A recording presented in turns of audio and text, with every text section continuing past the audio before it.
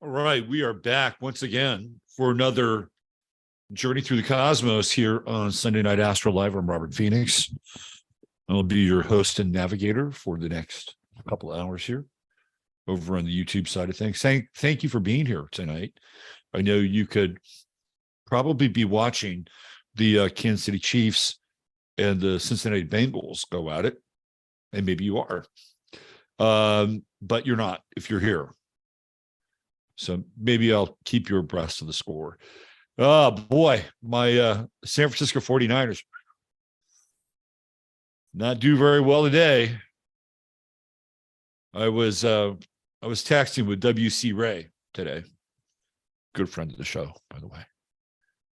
And I was talking about the Green Comet.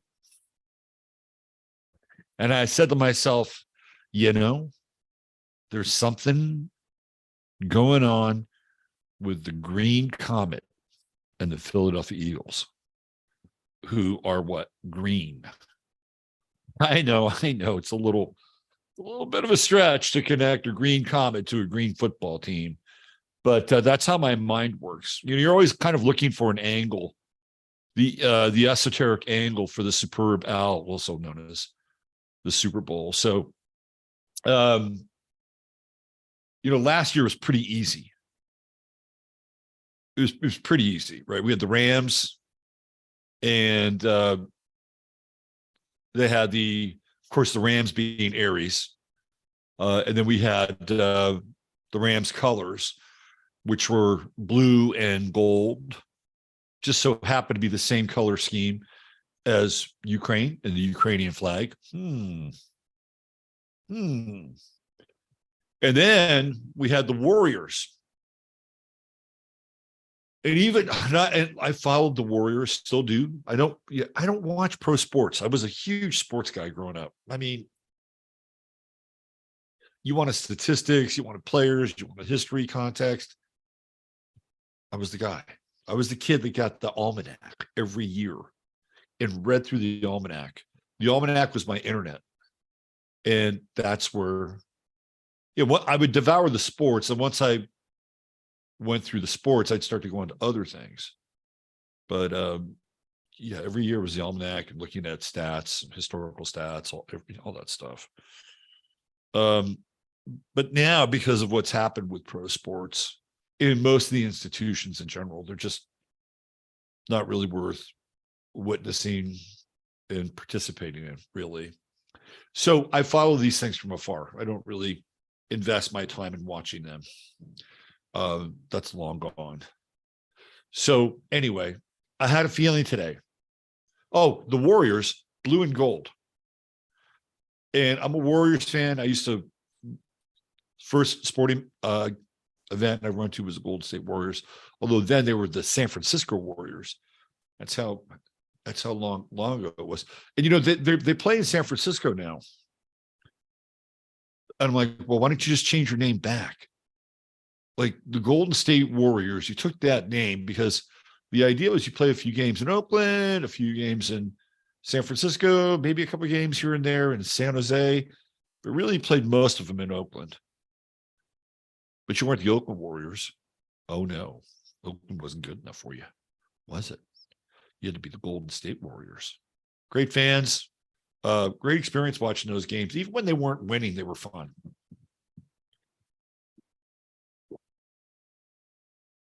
Trust me, I saw a number of non-winning games. So it'll be always easy to get tickets for. Whereas, easy. right? Not now. You're paying through your nose to get halfway decent seats. But they had the blue and gold colors, and I thought, same color scheme as Ukraine. That is your potential NBA champion. And out of nowhere, what do we see? We saw the Warriors, right? Rams, Aries, War, Ukrainian color scheme, Warriors, Rams, Aries, War, Ukrainian color scheme. I think we've moved on from that. Not that we haven't moved on from Ukraine, but the symbolism is gone.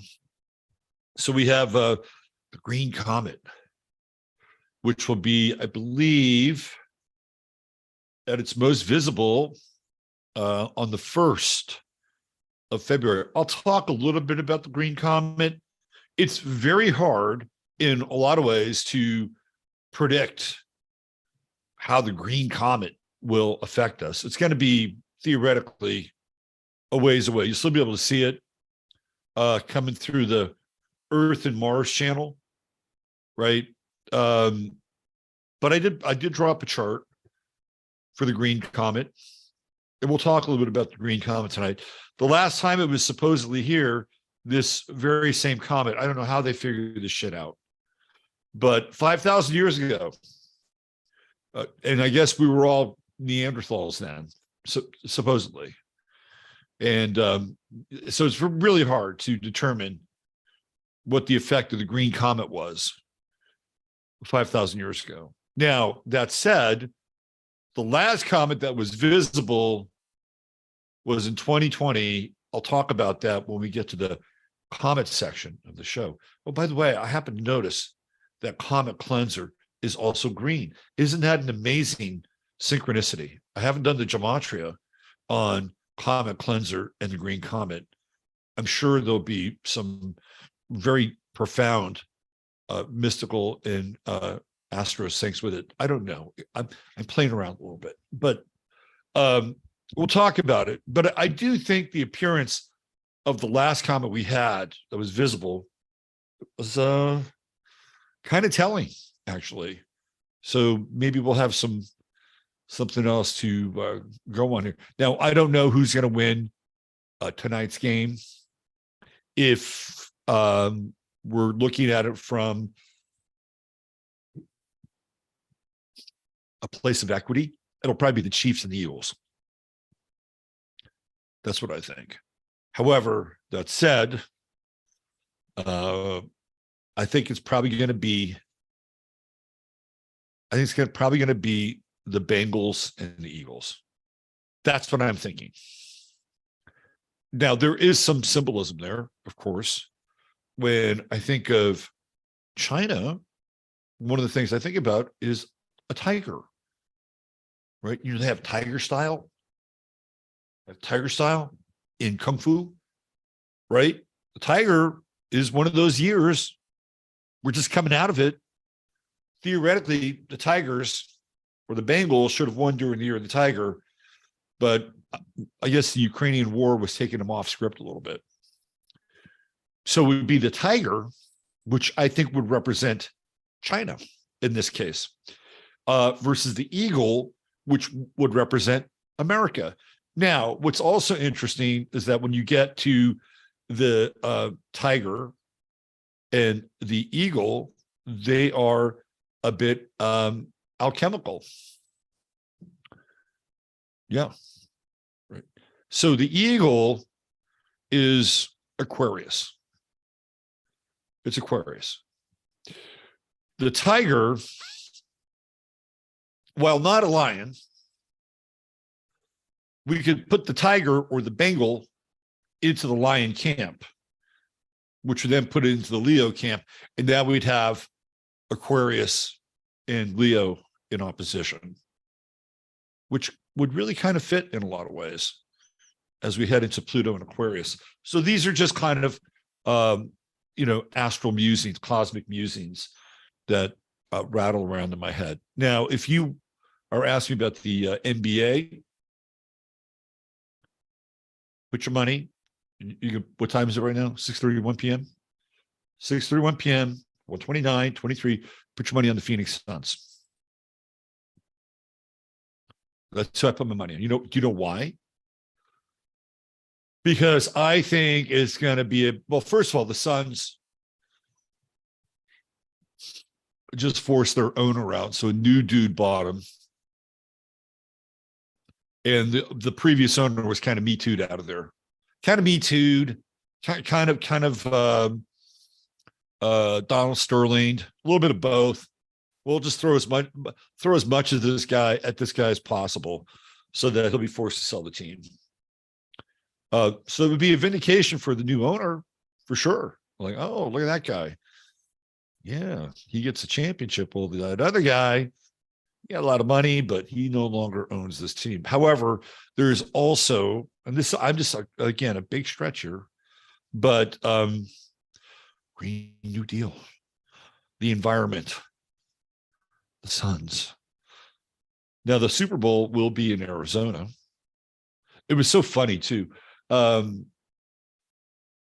was all these rumblings about the Super Bowl, right, in Arizona. And if Katie Hopkins didn't win, boy, there was going to be real trouble in Arizona, real trouble with that Super Bowl.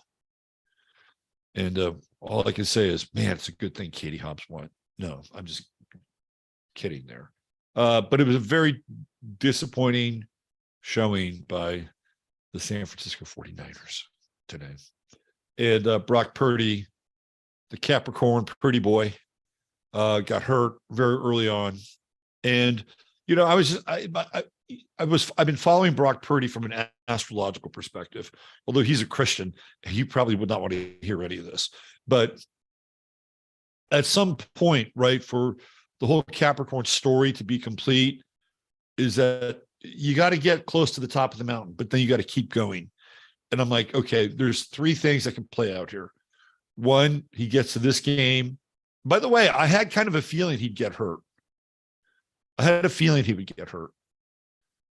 I kept saying to myself, wow, what if Jimmy Garoppolo was activated and Brock got hurt and then Jimmy could come back in and lead the team? And so I think I got about half of that right. It's kind of lingering around in my head a little bit. But getting back to the Capricorn thing, I'm like, okay, is he going to get to the NFC Championship game and then lose and being just a natural Capricorn? Like, I got to get to the top of the mountain. Like, now he's got something to shoot for. It's a very Capricorn thing. Could he have gone to the Super Bowl and lost in the Super Bowl and then said, oh, we got to the Super Bowl, lost, and now I got a real goal? It's almost better that he lost in this game because the Super Bowl is still the goal, right? So there's two more goals to achieve: the Super Bowl and winning. And I feel bad for the kid because he got hurt, but he's a tough kid. And stay classy, Philly. Stay classy, Philadelphia. The coach of the 49ers, Kyle Shanahan, is a Sagittarius. He has a bunch of planets in Virgo. And I remember looking at Shanahan's chart thinking, this is a guy who is really tense. And he's at cross purposes with himself sometimes. You can see it in his chart. It's a kind of a tangled mess of mutability. And he always seems to somehow kind of malfunction in really big games. And I think some of it has to do with his chart. That's my sense as an astrologer. And so we had a Sagittarius coach going up against a Gemini coach today. And I think Mars and Gemini was clearly in favor of the Gemini coach of the Philadelphia Eagles, who is not making many real friends outside of Philadelphia. Let's just say he's very self-aware on the sidelines. But apparently he's also very well liked by his team and respected. So congratulations, Philadelphia. the streaking green comet might be the sign in the heavens that portends your Super Bowl appearance and victory. But we do get into some of that symbolism, right? With the eagle and the tiger. China being the tiger, the eagle being, of course, the USA. The astrological opposition of the eagle, Aquarius, and the tiger slotting nicely into the sign of Leo. So just a little bit of some astrological sports talk here at the beginning of the show. I try to make all things interesting. Now, tonight we will have, I guess, a little sports talk, but a little bit different. So, I'm always trying to think, what am I going to talk about on Sunday night? What can I give people to think about, laugh about, maybe learn about, right? So tonight, some of the things we're going to cover, I've been wanting to do this for a while because he's very, very popular. I wanted to take a look at Andrew Tate's chart. And because he's a very polarizing figure in a lot of ways. And I've never really spent much time with Andrew Tate, to be honest with you. I know there's a lot of controversy surrounding him and controversy surrounding his misogynistic relationship with women. And I actually watched some of his videos, a couple of his videos, and what can I say? It feels to me like he's a Pied Piper. He's a Pied Piper character. And he has an enormous amount of influence on young men. An enormous amount. And his message, of course, is you got to be an alpha, right? So some of his messaging. Okay, so I'll get to it when we get to Andrew Tate. I'm going to save it for the Andrew Tate section. We're going to look at Andrew Tate's chart tonight. My son is he's got a very interesting ear for music. I think I'd like to think that I might have had something to do with that, since I played him a lot of interesting and sophisticated music when he was young. I think I did a good job. There's one area that I think I did a good job with my son, was playing him good music, because he has good taste in music. So he sent me this text. He actually called me. So whenever he calls me, there's three things he wants, right? One of them is going to be money related. Of course, for your parent, you know that conversation. Two is the crisis call. And three is the wild card. I never know what's going to come up with the wild card, right? It's like the wild card isn't about money and it is about a crisis. So I don't mind the wild card.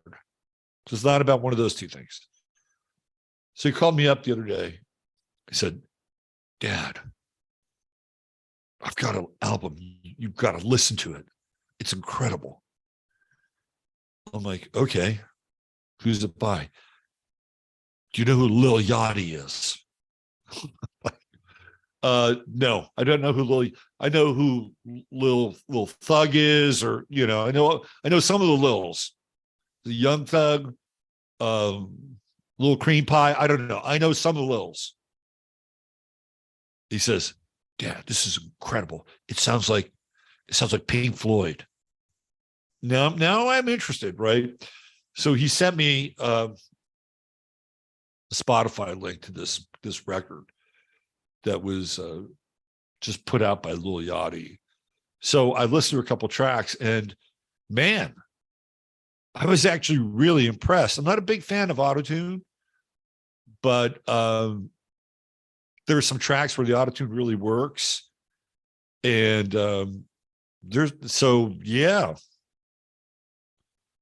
Yeah. Very, very interesting music. Very, very interesting. He does a song called Black Seminole. It kind of gets into the whole Moorish thing. My buddy down in Florida, Dr. Narco Longo, I sent him the link to this track. He should be picking up on it because it's kind of right in that zone, right? Like Lil Yachty might be watching some of Narco's YouTube videos, kind of thinking that. So I listened to this track, I'm pretty blown away. And the whole album is kind of psychedelic and kind of Hendrixy. I'm like, wow, that's really interesting. Really, really interesting. So then I decided, well, what's this guy's chart look like? And we're going to look at Lil Yachty tonight. And really, I want to look at Lil Yachty through the eyes of Gen Z, because that's where I want to go with it. Lil Yachty through the eyes of Gen Z and Lil Yachty's chart. And then I've been watching these Steven Seagal. Like there are so many people on YouTube who make fun of Steven Seagal. And, you know, I never really paid much attention to Steven Seagal, except I knew he was weird. I think I watched the first Steven Seagal movie where he came onto the scene. I was, oh, we got a new action hero, right? So, but after that, I just was like, this dude doesn't really interest me very much. But the guy makes like 4 or 5 movies a year. He moved to Russia. He got a Serbian passport, a Russian passport, right? And so he's weirdly interesting, even though he just keeps making one crappy movie after one crappy movie after one crappy movie, and he does less and less and less with each movie. So I decided to take a look at Steven Seagal's chart, and I'm gonna play like about a 7-minute clip of this guy who was on this movie with him called The Glimmer Man, and what he talks about in his relationship, as brief as it was with Steven Seagal. It really speaks to a big part of his chart. And not only does the interaction speak to a big part of Steven Seagal's chart, but even how Steven Seagal kind of lives his life, you can see it in the chart. I'm going to show you how that is manifesting. So it looks like it's an all boys club tonight over on the 11th house. We got Steven Seagal, we got Lil Yachty, and we got Andrew Tate. If you're keeping score at home, that's Seagal, the Aries, Lil Yachty, Virgo, and Andrew Tate, the Sagittarius. We'll also look at the chart of the moment and see where we are. And of course, the Green Comet coming in our direction. So that's where we're at tonight on Sunday night AstroLive. Okay, so there are a few things I want to get into chat, and I want to connect with all the lovely people in chat tonight for a minute or two, which is what we always do here on Sunday night. But there are a couple things that I do want to mention here at the top of the show. First is my sponsor, the only sponsor that I have, and until further notice, the only one I probably will have, and that is True Hemp Science. And I'll make sure that I leave some links here for everybody that's interested in True Hemp Science. And let me go to the old 15 men site so I can fire it up. And oh, look, I have True Hemp Science stickers here. You know, I think when Chris puts an order together, he'll send you some stickers, right, if you want some stickers. And I think, but that's not the bonus stuff. That's just, you know, some promo stuff. He's also got some caps, I think, if you want to rock a True Hemp Science cap. All right, let me get into the website here. Okay, so True Hemp Science is organically sourced hemp, which of course is turned into CBD, which has very fun effects on one's body. So they've got water soluble, they've got oils, there's CBD for pets, and we just had a new stray show up out here, and we're trying to integrate her into the house. So there may be a new addition to Sunday Night AstroLive. We have to see how it works out, because we have the alpha. Where is he, by the way? Where is the Astro Cat? He may be feeling a little put out, although the new cat isn't even really in the space. She's upstairs. We're trying to integrate her, and she's a cute little thing. She's pretty young, maybe about 5 months, I think. So we'll see how it goes. The animal communicator seems to think that she got tired of her old place and she showed up here, because it looks like she might belong to somebody. I guess I owe it to myself to go down to the market, see if there's any missing posters. I'll probably do that tomorrow. But cats are hypergamous.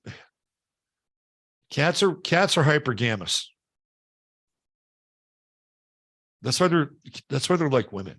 Cats are hypergamous. And if that cat wasn't getting the right love, the right attention, and the right care in the place that cat was, they'll go find a better place. Just saying, right? So would I be doing the cat a favor by not going back to that place? I don't know. Well, we'll see. If there's a missing poster and her little pictures on there, that'll be the sign. If there's not, then there's nothing I can really do about it. In any case, we have pet sounds, and I might see if I can bring some of that into the mix, calm her down a little bit. So there's CBD for your pets, and of course the edibles. When I'm done with the show tonight, I will jump in and I will definitely have myself a gummy, so I can begin to cruise into the flight path of sleep as we head into the night here in Central Texas. Great products, can't recommend them enough. And if you spend $100 or more, type in 15MINS.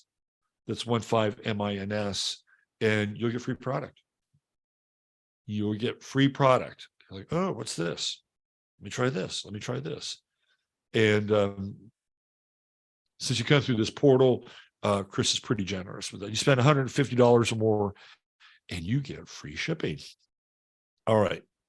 So there's one other thing that I want to bring up here tonight. I hope I have the right. Yes, I do.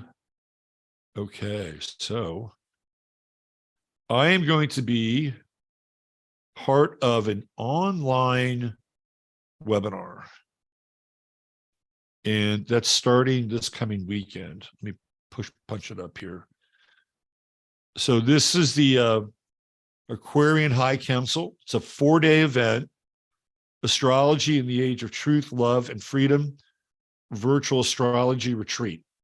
Now, this is being put together by my friend Emily Trinkhouse, who's been following my work since the 2010s, and her crew is putting this together.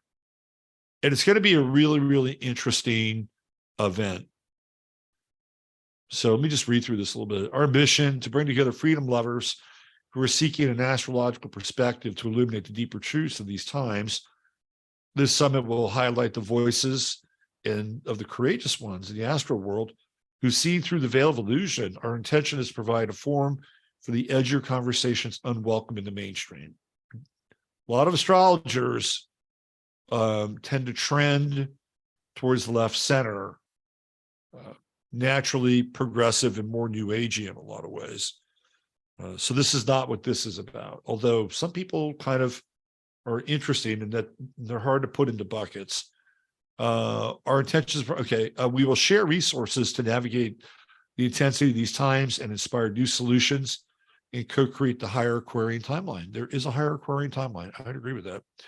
We consider this summit a gathering of the tribe, our astro tribe of Plutonian deep divers, Neptunian visionaries, Uranian rebels, Chirotic mavericks, Arisian outliers, and exiles, those on the fringe with a different perspective, to share about the astrology of this time. If you're watching this stream, you're probably in there somewhere. If you dared to question the dominant narrative in the past 3 years, if you think there's more to the COVID 1984 story than what the mainstream media is reporting, if you're willing to look at the hard truths in order to uncover meaningful solutions, if you've seen through the divide and conquer agenda and are looking for ways to come together on humanity, if you have felt alienated and excluded because you didn't comply with the program, if you've wondered if you woke up in a bad sci-fi movie, then you are in the right place. Welcome to our Aquarian Council. So there's a lot going on here. These are all the subjects that are going to be covered. And you get to register for free, right? And these are some of the people that are going to be there. So you've got Heather Ensworth, Nora Rochelle, Daniel Jamario, Jeff Harmon, Cameron Allen, Eric Francis Coppolino. Oh, who's that?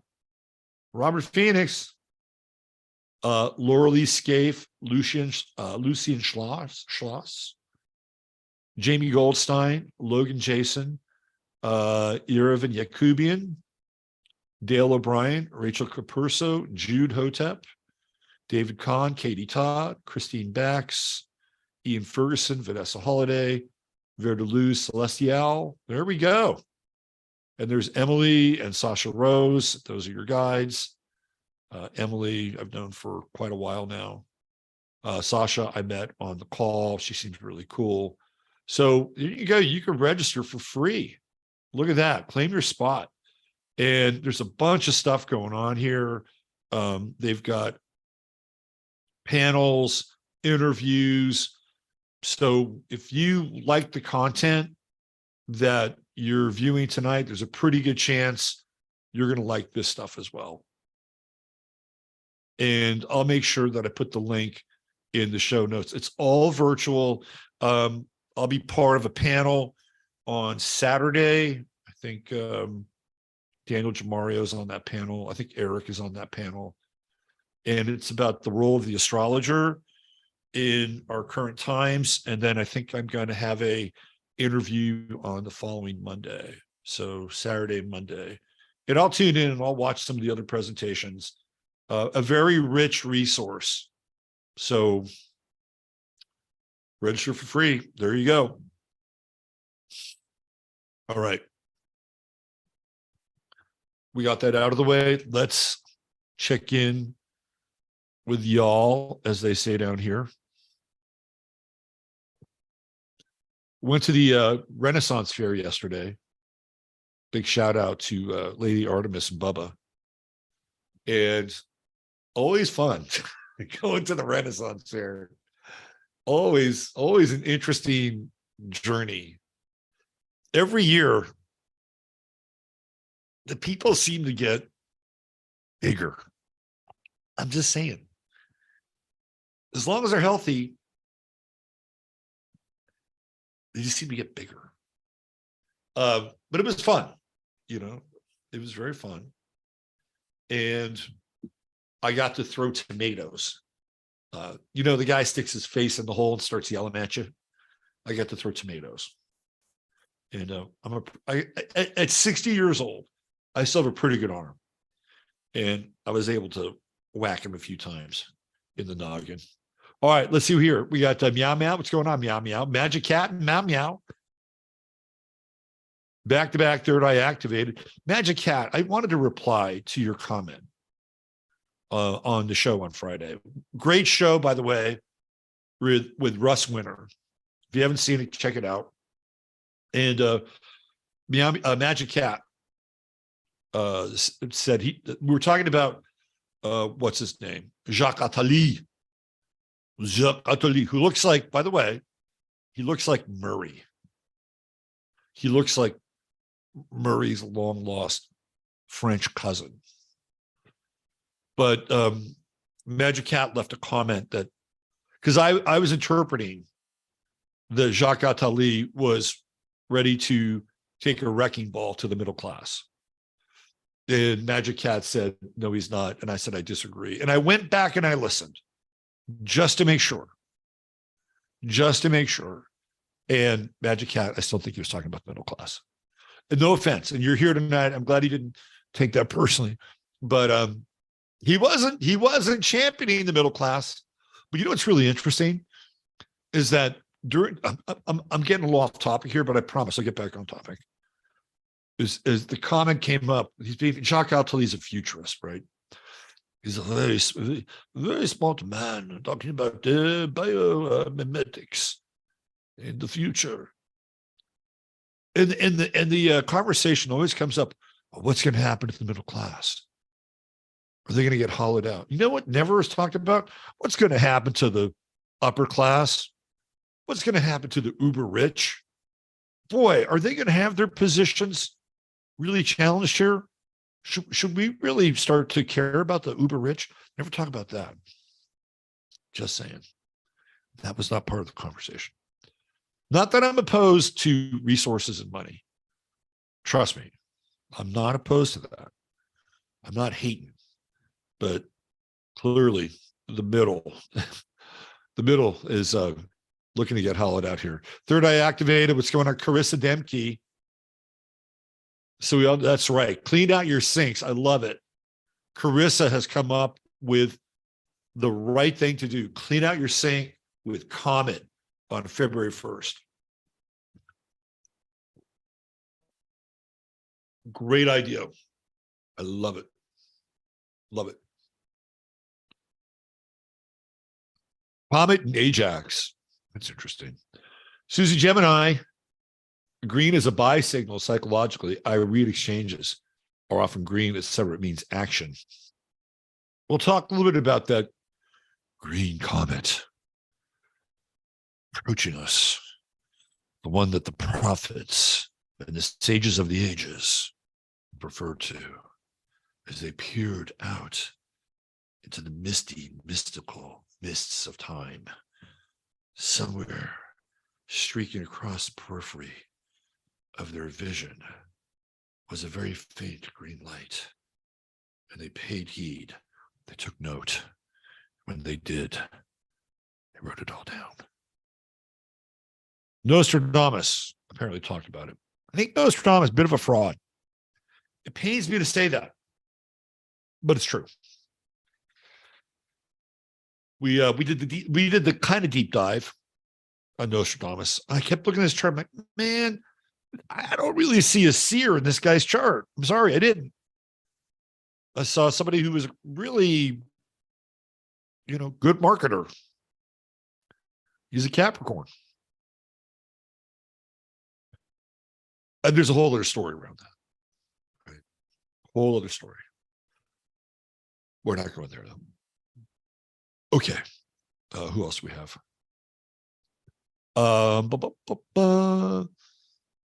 50,000. Yeah, 50,000, 5,000. I heard it was 5, maybe 50. A lot of 5s.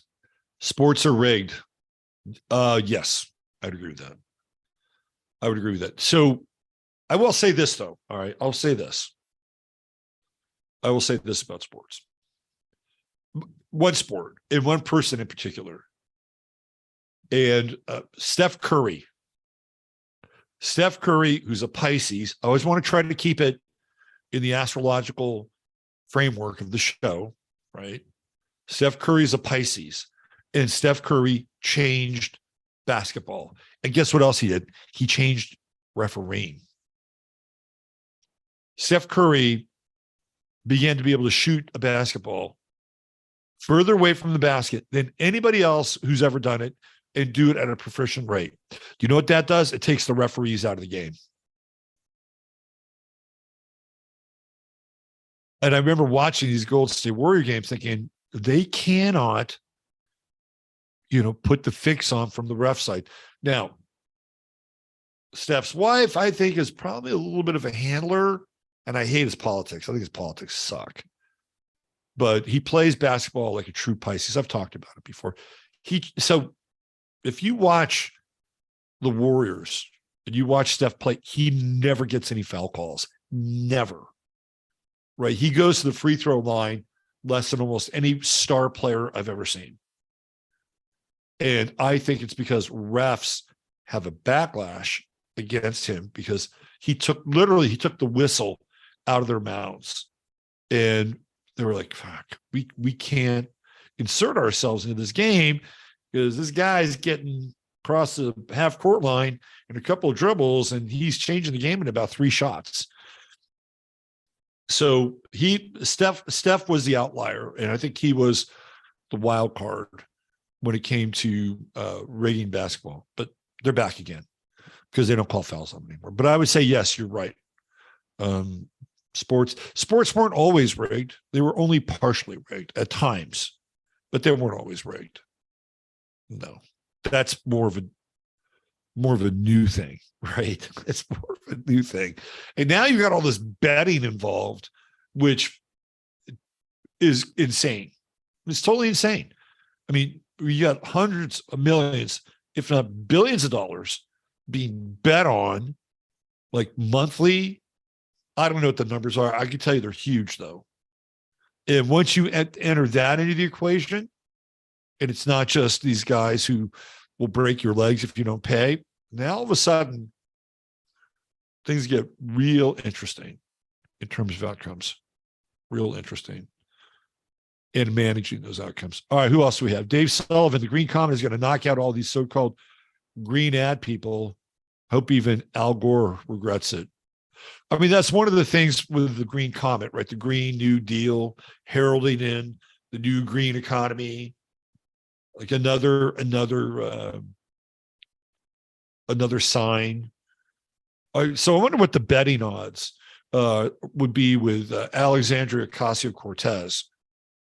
What's the over-under that she talks about the Green Comet and the Green New Deal before what is that? Before the first, before the second?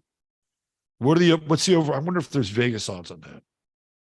If one politician, so you could play the field, right? You could have Ocasio-Cortez, you could have Al Gore, you could have John Kerry, you could have Kamala Harris, right? And you could have, do we say Al Gore? I need a fifth. Who'd be my fifth in the field? Neil deGrasse Tyson. He's so you have the field, right? You have 5 choices where you get Greta Thunberg. Which one of them is going to mention the Green Comet as a sign for the greening of humanity? You can either take the 5 I mentioned or Greta Thunberg. Who would you put your money on? I'd take the field. All right. Tondar, Bengals represent India and BRICS and the end of the dollar. Good call, Tondar. You must watch the show. Yeah, I thought about the Indian thing for sure. But the end of the, and this is not to like, throw some cold water. I think it's a great connection. And I thought about India. The end of the dollar is really Saudi Arabia. That's the end of the dollar. I mean, once they unhook from the petrodollar, then it could be curtains, right? Lights out. We've got Saturn coming in Pisces.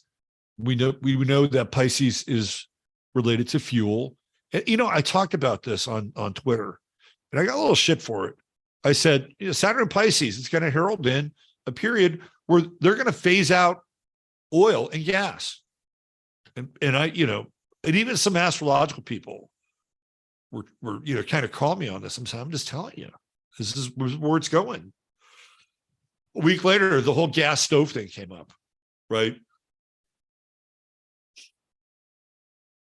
Oh, by the way, I found a way I found a way for a white guy over the age of 55 to show up in commercials again.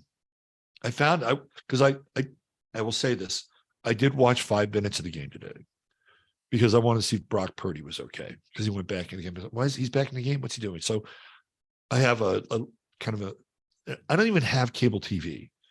So I have a little link, kind of, a hookup. And I was watching it and I saw a commercial and I figured out how, if you're a white guy over 50, how you can get in commercials. Well, how you do it? You buy an electric car. You pitch it. I saw an electric car commercial with Kevin Bacon today. Of course, he's acting like a total fool, dad. Can't quite elevate him to the status of being the leader of the family. Oh, no, we can't do that. But we'll let you back in. Come on. We'll let you back in. You get to do a commercial with your daughter. And she's the one that looks pretty smart. You're a doofus. You're a doofus. But you can work again. Just pitch this electric car by Hyundai.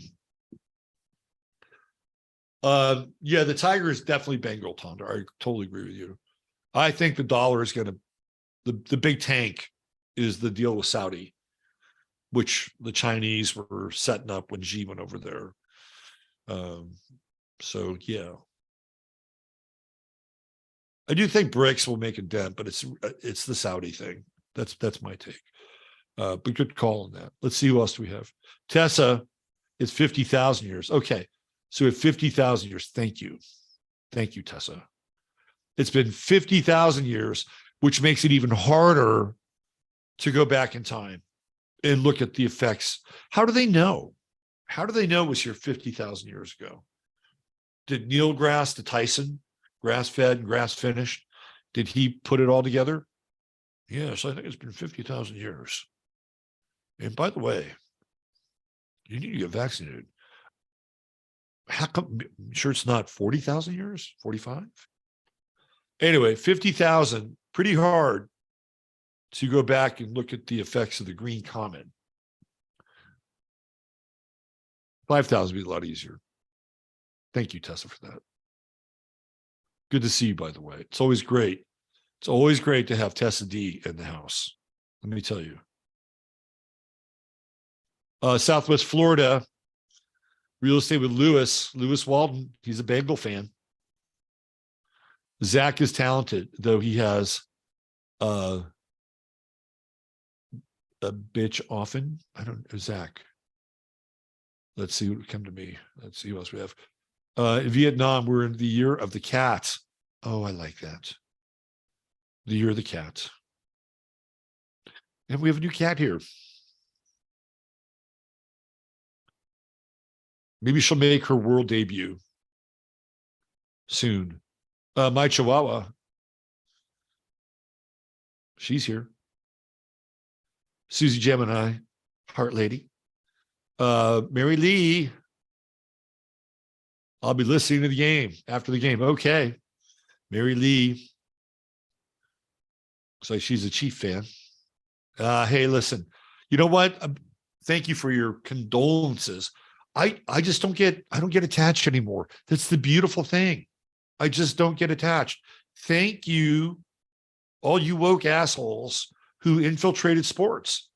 You helped me no longer be attached. It's been a real blessing. Thank you for that. I no longer get attached. It's like, move on. Move on. Let's see. Yes, thank you for that. Yes, hit the, I don't do the YouTube thing very often. Yeah, hit like and share, share. If you're new here, subscribe. Because you'll also get the astro weather, which I do Tuesday through Friday. And it's 8 o'clock, Tuesday through Friday, Central Standard Time. I'm on here for about 25 minutes or so. You'll get those reports too. Animals of Florida, I'm listening. All right. This message is held in review. Third eye activated, I'm activating your message. Let's see. Who else do we have? Scorpio is the eagle also. Yes, it is the eagle. Can't be. It's also so yes, Scorpio can be the eagle. It can be the eagle. It can also be the serpent. When you look at the flag of Mexico, it's the serpent and the eagle. By the way, if you want to listen to an alchemical classic with the serpent and the eagle, Don Juan's Reckless Daughter by Joni Mitchell. Let's see. They bowed down to Golden State too many times. It's their time soon. Let's see, who else do we have? Best chat ever. Yes, Lady Virgo. Good to see you. T, the action be good and only one take. Okay. Who else do we have? The Crimmies. They'll be with us on Friday. There's my man Ryan, one of the mods. Always love the mods. I love you all, but the mods do great work here. Good to see you, Ryan. I hope you and your very significant other are healthy, happy, and honey.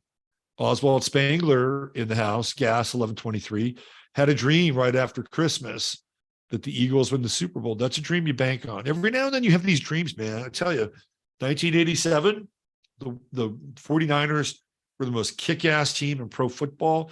And the night before they played the Minnesota Vikings, I had a dream that they lost. They got their ass kicked, that Steve Young came in and nearly won the game. And guess what? That's exactly what happened. Now, why didn't they have betting back then? Why didn't they have the only time I have a prophetic sports dream? 1987. Let's see. SL Sully. What's going on, SL? Bengals were our local team growing up in Louisville, an hour and a half from Cincinnati. The great Bill Walsh. Worst thing that Paul Brown ever did was to not hire Bill Walsh to succeed him. He was jealous.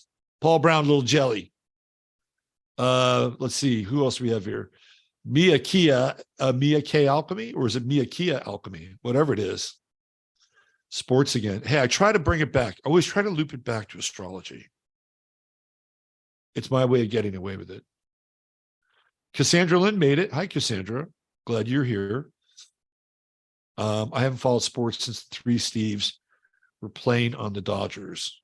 Steve Yeager, Steve Garvey, and Steve Sachs. Is that right? Did I get that right? I might have. Let's see what's with Thor by Door. What's going on, my man? Good. Speaking of Steve, there's four of them right there. Okay. Lana Anderson. Oh, the eagle is Scorpio when it's transformed. It's when it has a meeting with Aquarius. Yes. Not that we talk sports here, but this would be Jalen Hurts' only chance to win Super Bowl before he ends up like every other running quarterback. Ooh. Jalen Hurts is a Leo. So again, keeping it with astrology, the astrological signs of the four quarterbacks that were left were Leo, Sagittarius, Capricorn, and Virgo. 2 fire signs and 2 earth signs.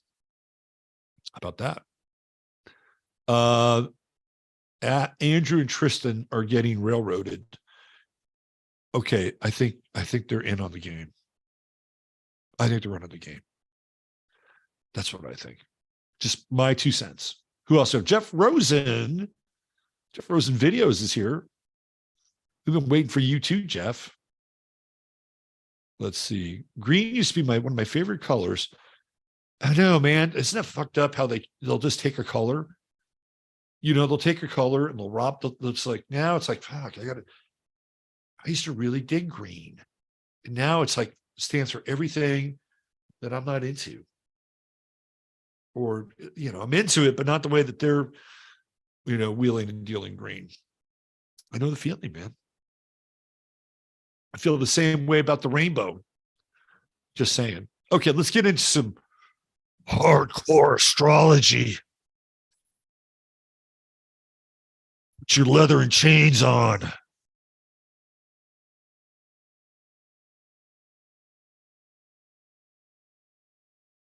I'm going to whip your ass with some aspects and transits, and you're going to like it. I'm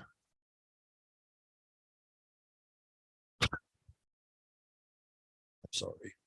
What if somebody actually had a show like that? Kind of abusive, right? Wouldn't that be funny? Although there are a few astrologers out there that kind of at times drift into that gray zone a little bit. Let's look at where we are, astrologically speaking. This was at 6 p.m. tonight, but of course, everything has changed. Everything has changed. So here we are, Moon in Taurus, conjunct Algol. Interesting.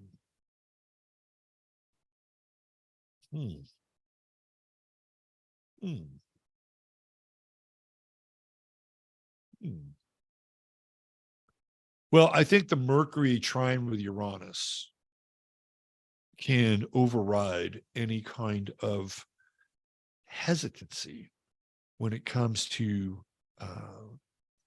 speaking about or communicating with your emotions. So we're just going to look at the moon right now. Conjunct, of course, Algol, fixed star, right, connected to alcohol, losing one's head, lynchings, decapitation, Medusa. Yeah, it's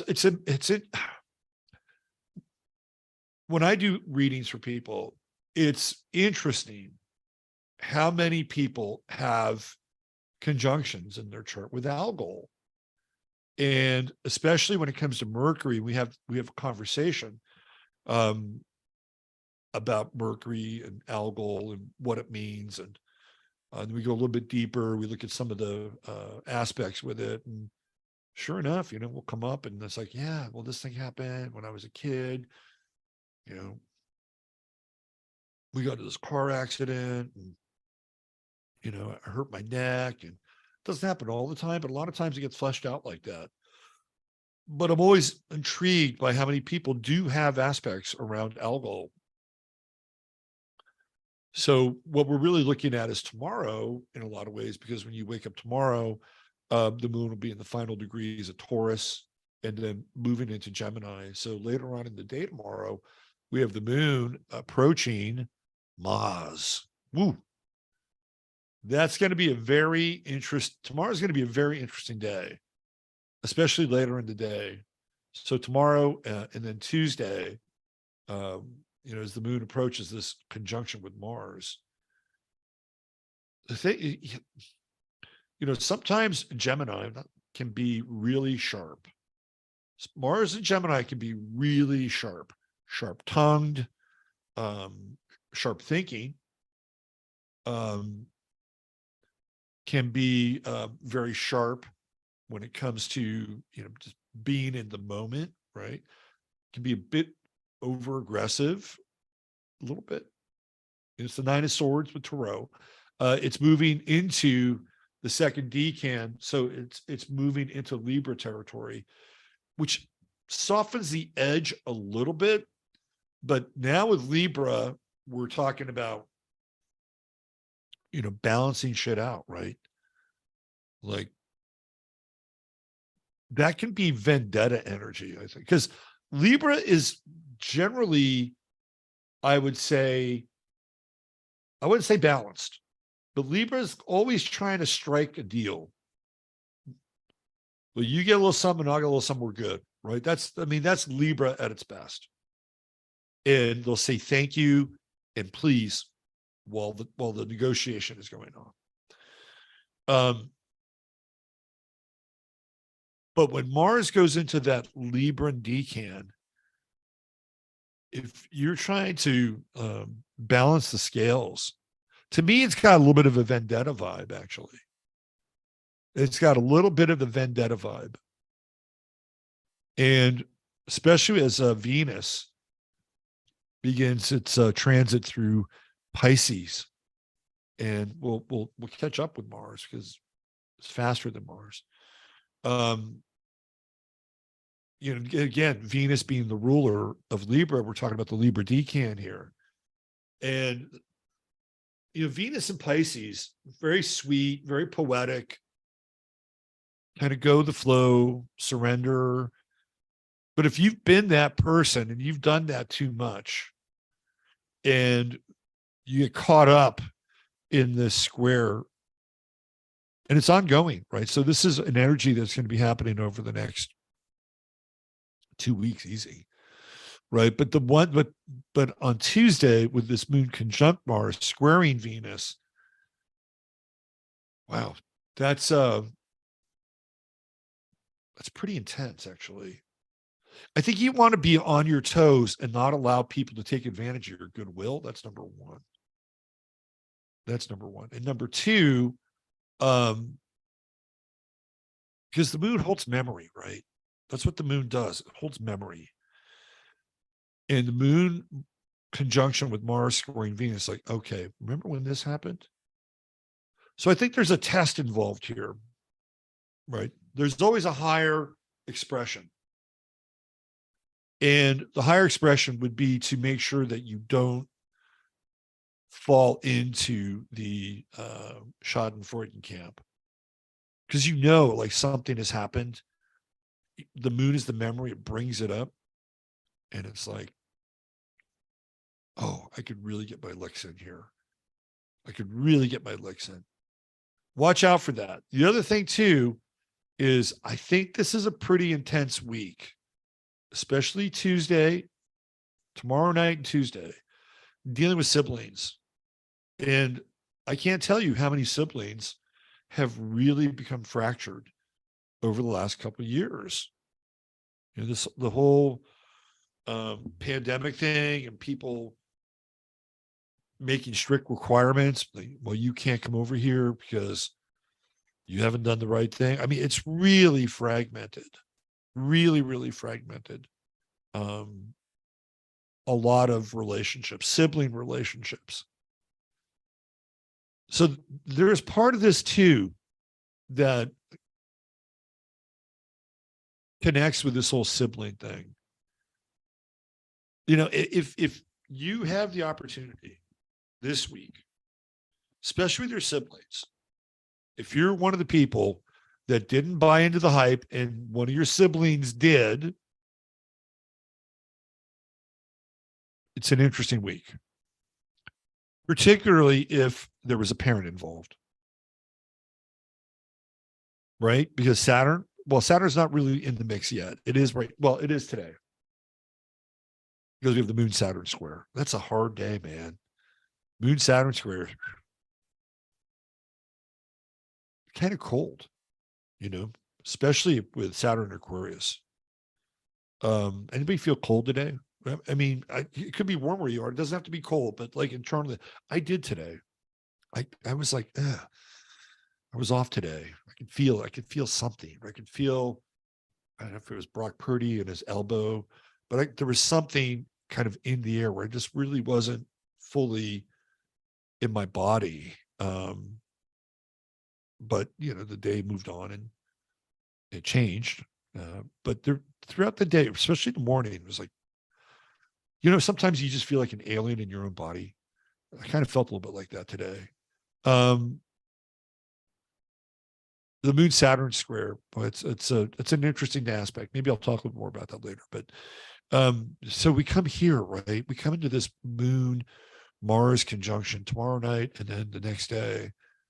That's the family, man. It's family, siblings, mothers, and you may wind up, you know, having one of your siblings who falls into a certain demographic or a certain category, might toss you a bone. They might say, you know what, you were right. Well, it doesn't really change the fact that, you know, you kept me apart from the rest of the family for the last 2 years. But maybe I'll take the higher road here. Doesn't really change the fact that, you know, you force mom to do the right thing, right? I mean, we're kind of headed in that territory over the next 48 hours. And I would say just really pay very close attention to how you're feeling during that period of time. And if you have it's a test. I think it's a test. And how do you handle something like that, right? Like, how do you deal? Do you just unconditionally forgive that person for, tuning you out and not listening to what you have to say? Do you do that? I mean, it's a big piece here, right? Big piece. And when the moon comes in here, especially when we get into like late Tuesday, early Wednesday, it starts to square Neptune. That's why you want to be really, really circumspect about what you're feeling and how you're dealing with very electric, trying to balance out the scales, emotional content. Because you're going to go through that. We're going to go through the moon Neptune square anyway. Like, that's going to happen. And maybe so there's a couple ways that this can unfold, right? So let's play the scenario. Let's say that you are dealing with the type of situation I'm talking about, and you decide to take the high road. Well, the moon Neptune square comes along, and then you look back and say, fuck, I should have let him have it. I really should have let him have it. I had an opportunity there. Man, I did the same thing I always do. I capitulated. I was the good person. I took the high road. And I'm not even sure they appreciated that, right? That you could go through that. The other side of that is you could just go, hey, fuck what Robert is talking about. I'm going to get my chops in here. And then on the other side of that, you're still going to do the moon Neptune square. Maybe I shouldn't have done that. Right? So the moon Neptune square is going to be very interesting. Immutable sign. So we can move through things very, very quickly. Super quickly. But even if it's mutable, like, things can happen. And words, actions, things that you can't always put back in the bottle once they're out, right? That's part of it. Now, Mercury is going to move forward here. So by the time we get to Tuesday, Wednesday, Mercury be at 16 degrees. So it's starting to move into a sextile, right? So it's going to be 7 degrees out, right? So about 16 degrees, it'll move into, where's it now? It's 9, 8. So about 7 degrees. Mercury will sextile Neptune by Wednesday. So that's not bad for communication. So that's right around the same time where Neptune is squaring, the moon is squaring Neptune, and Mercury is in a sextile to Neptune. So you can have more intuitive, more empathic communication. And it feels to me like if you, and I wouldn't normally recommend this because I think I try to look at the chart from like a holistic perspective, but if you could come from more of a clear mental space, because Mercury and Capricorn will certainly bring that to the table, versus this kind of flaming, mutable, green comet fireball of emotion. You got a better chance at navigating through Tuesday and Wednesday because your emotions aren't going to be, raw, and then dealing with the, I could have sort of moment aftermath, right? And even with the moon Neptune square, like, let it pass, just kind of let it pass. Just let it pass. Don't get attached to it. Because when the moon moves into Cancer and then gets into that trine with Neptune, then I think there's a real potential for healing, sewing, stitching up wounds.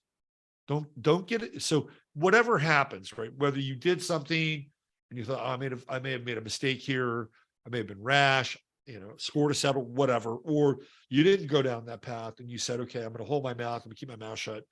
And then on the other side, it's like, oh man, I was just another dupe again. Let it pass. Just let that pass. Wait, And by the time we get into Thursday, when the moon begins its transit into Cancer, I think it's going to be much better, much, much better. And honestly, with this transit with the moon and Mars and Aries and squaring off against Venus, I would probably opt into the high road and try to get through this. Oh man, I fucked up. I did the same thing I always do, because I feel like if you just wait a little bit, moon comes into Cancer, and then we have this ability to kind of synergize, and there's much more empathy, and there's almost like this ability to kind of come together again on the other side of this. Really, these are all like minor transits, but when we look at what's gone on during this time, I mean, there's a lot of backlog with people, emotions, events. There's a lot of grudges. There's a lot of fractures.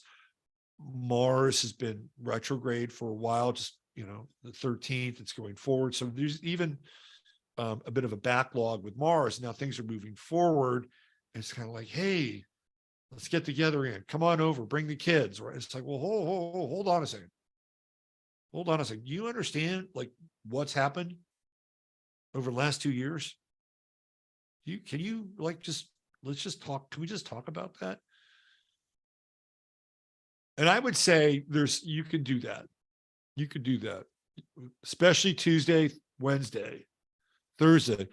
The closer Mercury gets into that sextile with Neptune, the easier it is for all of us to have conversations where the other person is going to be listening and won't be as on the defensive.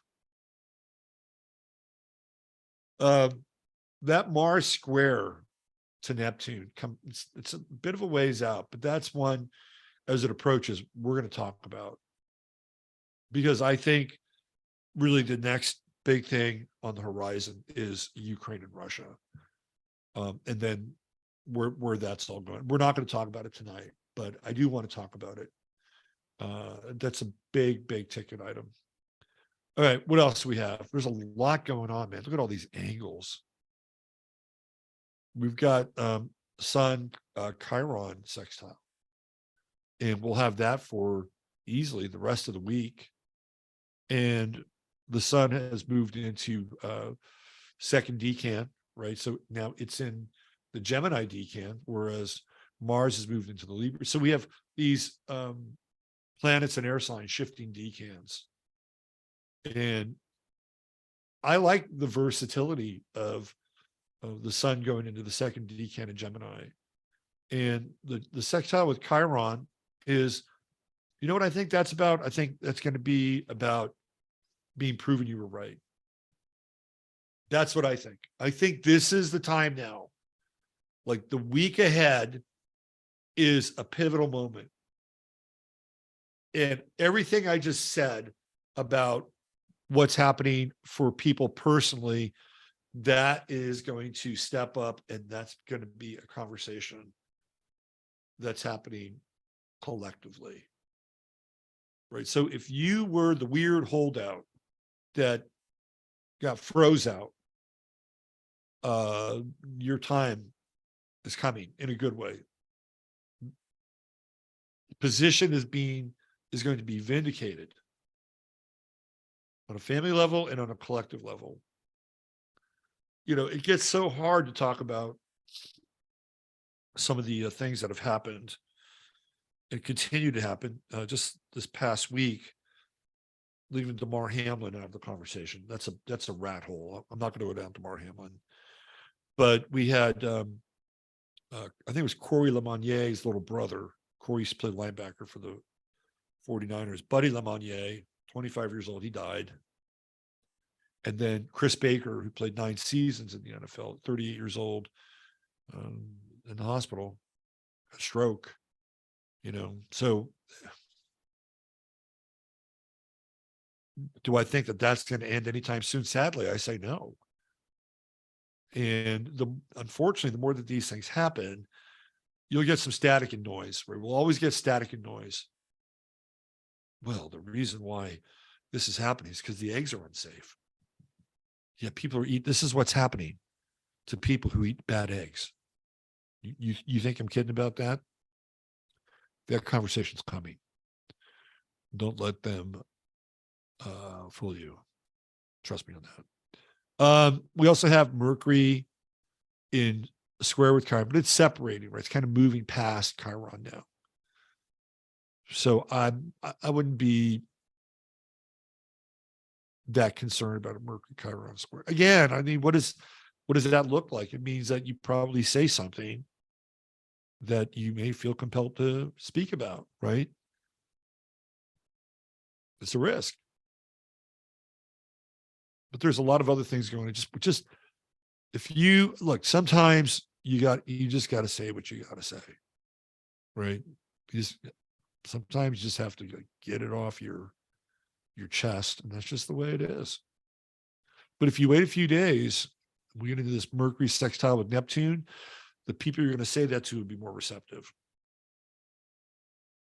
And later in the week, when we get into that transit of the moon, especially when we get into conjunction with Pallas, people will put things together. It's like, oh, really? Oh, interesting.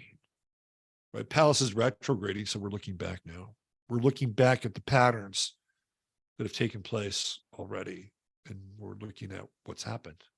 We're doing the math, and we're getting receipts. We got a nice Sun sextile to Juno. We started talking about that last week, which was good energy, really good energy. And the Sun was in sextile with Jupiter. Starting to separate a little bit, right? What else do we have here? We do have a Pluto moon trine tonight. And Pluto moving into more of a tight trine later. Interesting, because it's going to happen when most people are asleep. You'll wake up tomorrow and you'll catch the moon separating from it. But that's interesting. Pay attention to your dreams. Pay attention to your dreams with this moon Pluto trine. They should be positive, right? You may be able to face some things in your dreams that you're not able to face in your real life. You may be able to resolve them. You know, some people are really powerful dreamers that way, and they can dial shit up, right? And they can work on stuff in their dream life that they don't have to deal with in the real world, theoretical real world. Very interesting. Okay, what else? We got anything else here? Let's see. We got the moon Neptune sextile again. This is okay. Interesting night for dreaming. That's a reinforcement. Definitely a reinforcement. Maybe it's one of those things you can work. You can here. You may okay. You can try this if you want to. Let's say you're in the camp of what I was talking about earlier, right? And you had something going on with brother, your sister, brothers and sisters, mother, father, whatever, right? And over the last 2 years, like everybody else, rupture. Tonight's one of those nights. You can try this. If you have had that, you can ask, be conscious, right? Just be conscious. You go to sleep tonight to be able to work that out in your dream. Whatever you need to do, whatever you need to let go, face, right? And look, for some people, families are weird because for some people, honestly, they don't really care if they see any of their family members again. And I know, I know people. I have family members. I don't care if I ever see them again. They're not close. I don't have any close family members like that. In fact, I don't have any close family members, period. But the ones that are out there, if I never saw them again, life goes on, right? But then there are other people who do have or have had close relationships with family members. And this is one of those nights where just focus on working something out in the dream time. I think you can do it. And then see what happens as we go through the week. And some of the stuff can just get worked out beautifully in that regard. By the way, a shout out to Wendy. We hope you're doing well, and we're hoping that you can work out whatever you need to as well, so you can hang out with us here again. And I hope you're listening, Wendy. All right, so there you go. There's some chart of the moment action for you, and I hope you found it interesting and useful as well. Okay. All right. Who do I want to talk about first?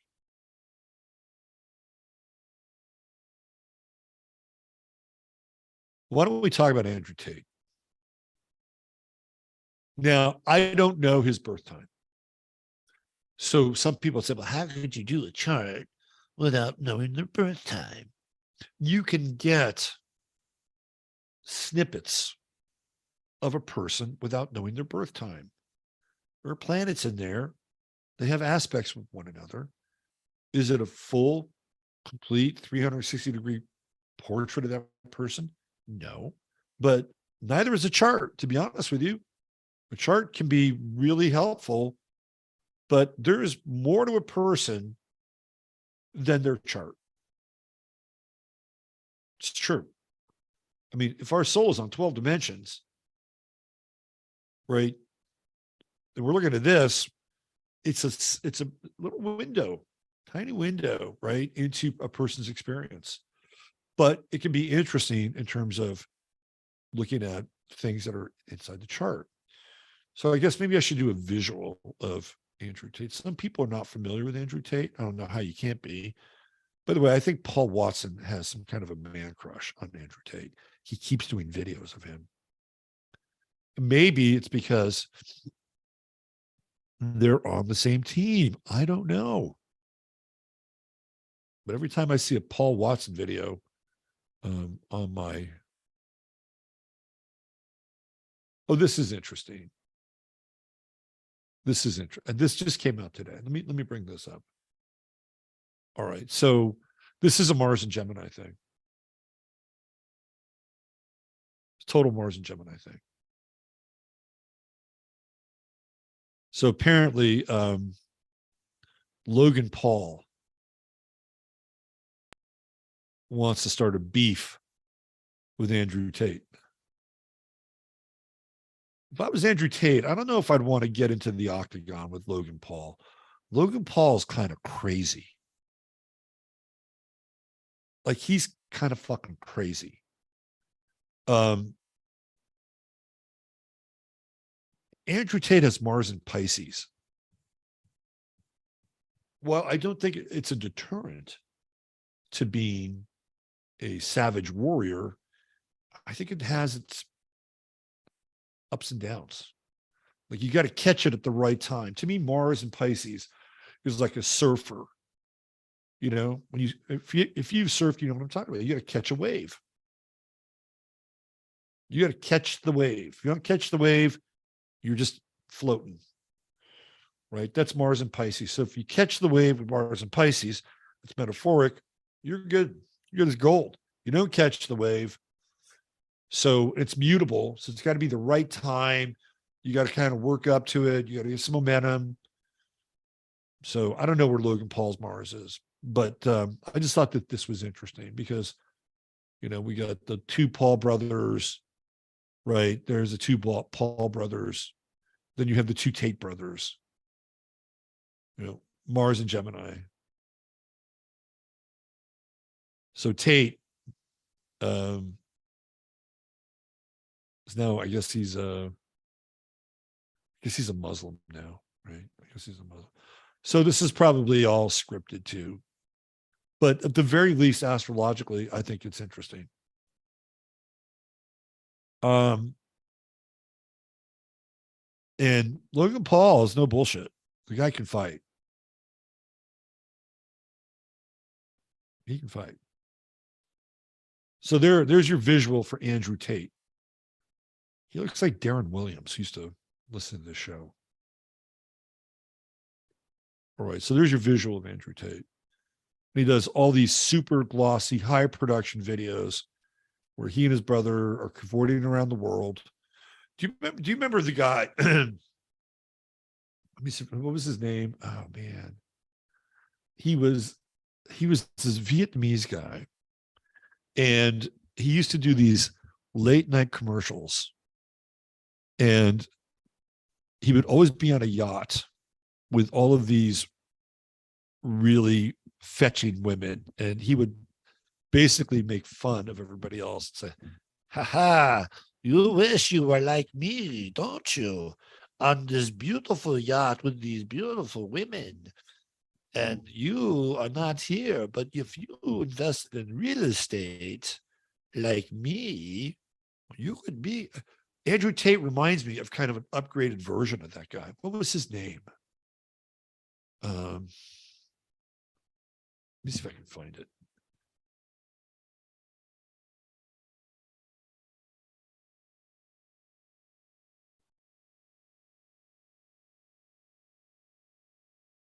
Let me see if I can find him. Tom Vu. Tom Vu. That's it. Tom Vu. Oh, I can't use it. I need that. I bet you Lewis Walden knows all about Tom Vu. Not his methodology, but the legend of Tom Vu. Let's look at a little Tom Vu. Yeah. So Andrew Tate reminds me of like an upgraded version of Tom Vu. Well, this is the full infomercial. Here, let's just watch a little bit of this. Let's watch a little of this to understand the genius of Tom Vu and how Andrew Tate has taken how Andrew Tate has taken a page out of Tom Vu's playbook. And then we get to his chart. So if you don't know who Tom Vu is, sit back and be amazed.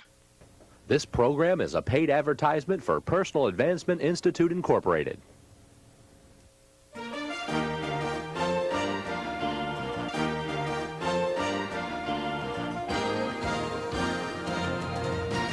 Welcome to Secrets of Success. Discover how you can achieve financial freedom in the 90s.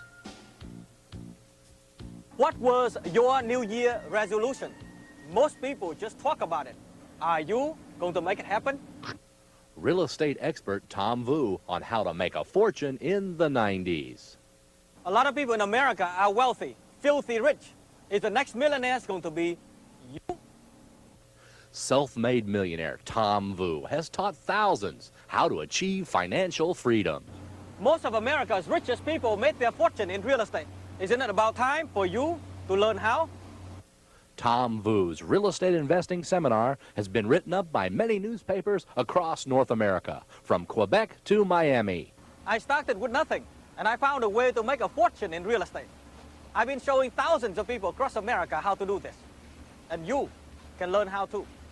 Tom Vu says the time to make a fortune in real estate is now. To me, it's the easiest time to make a fortune in real estate in the 1990s. If you know how to take advantage of the current opportunity. A lot of people think there's a recession, savings and loan crisis. To me, it's a time to buy a lot of real estate at bargain price and make a fortune. You know, Tom Vu wasn't wrong. I have to say that. Now, he may have had some shady, business things going on, because they all wind up having some shady business shit, right? He wasn't wrong, though. There was a time to buy. Look around now. Tom Vu said, you wish you would have bought during the 90s. But Andrew Tate reminds me of like a slightly upgraded version of Tom Vu. Anyway, we had to go down the Tom Vu timeline there. Let's look at his chart.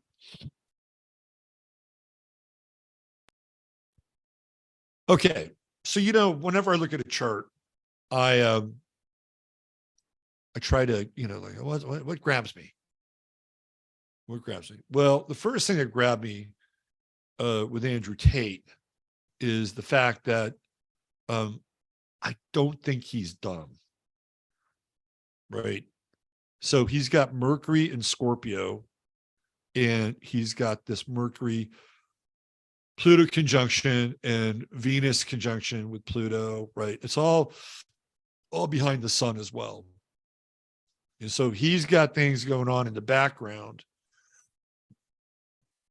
that you don't know about, right? I mean, we all do, but in Scorpio, we're talking dark, intense, right? Sexual. I mean, some of it comes through when you see some of the videos with him and his brother, right?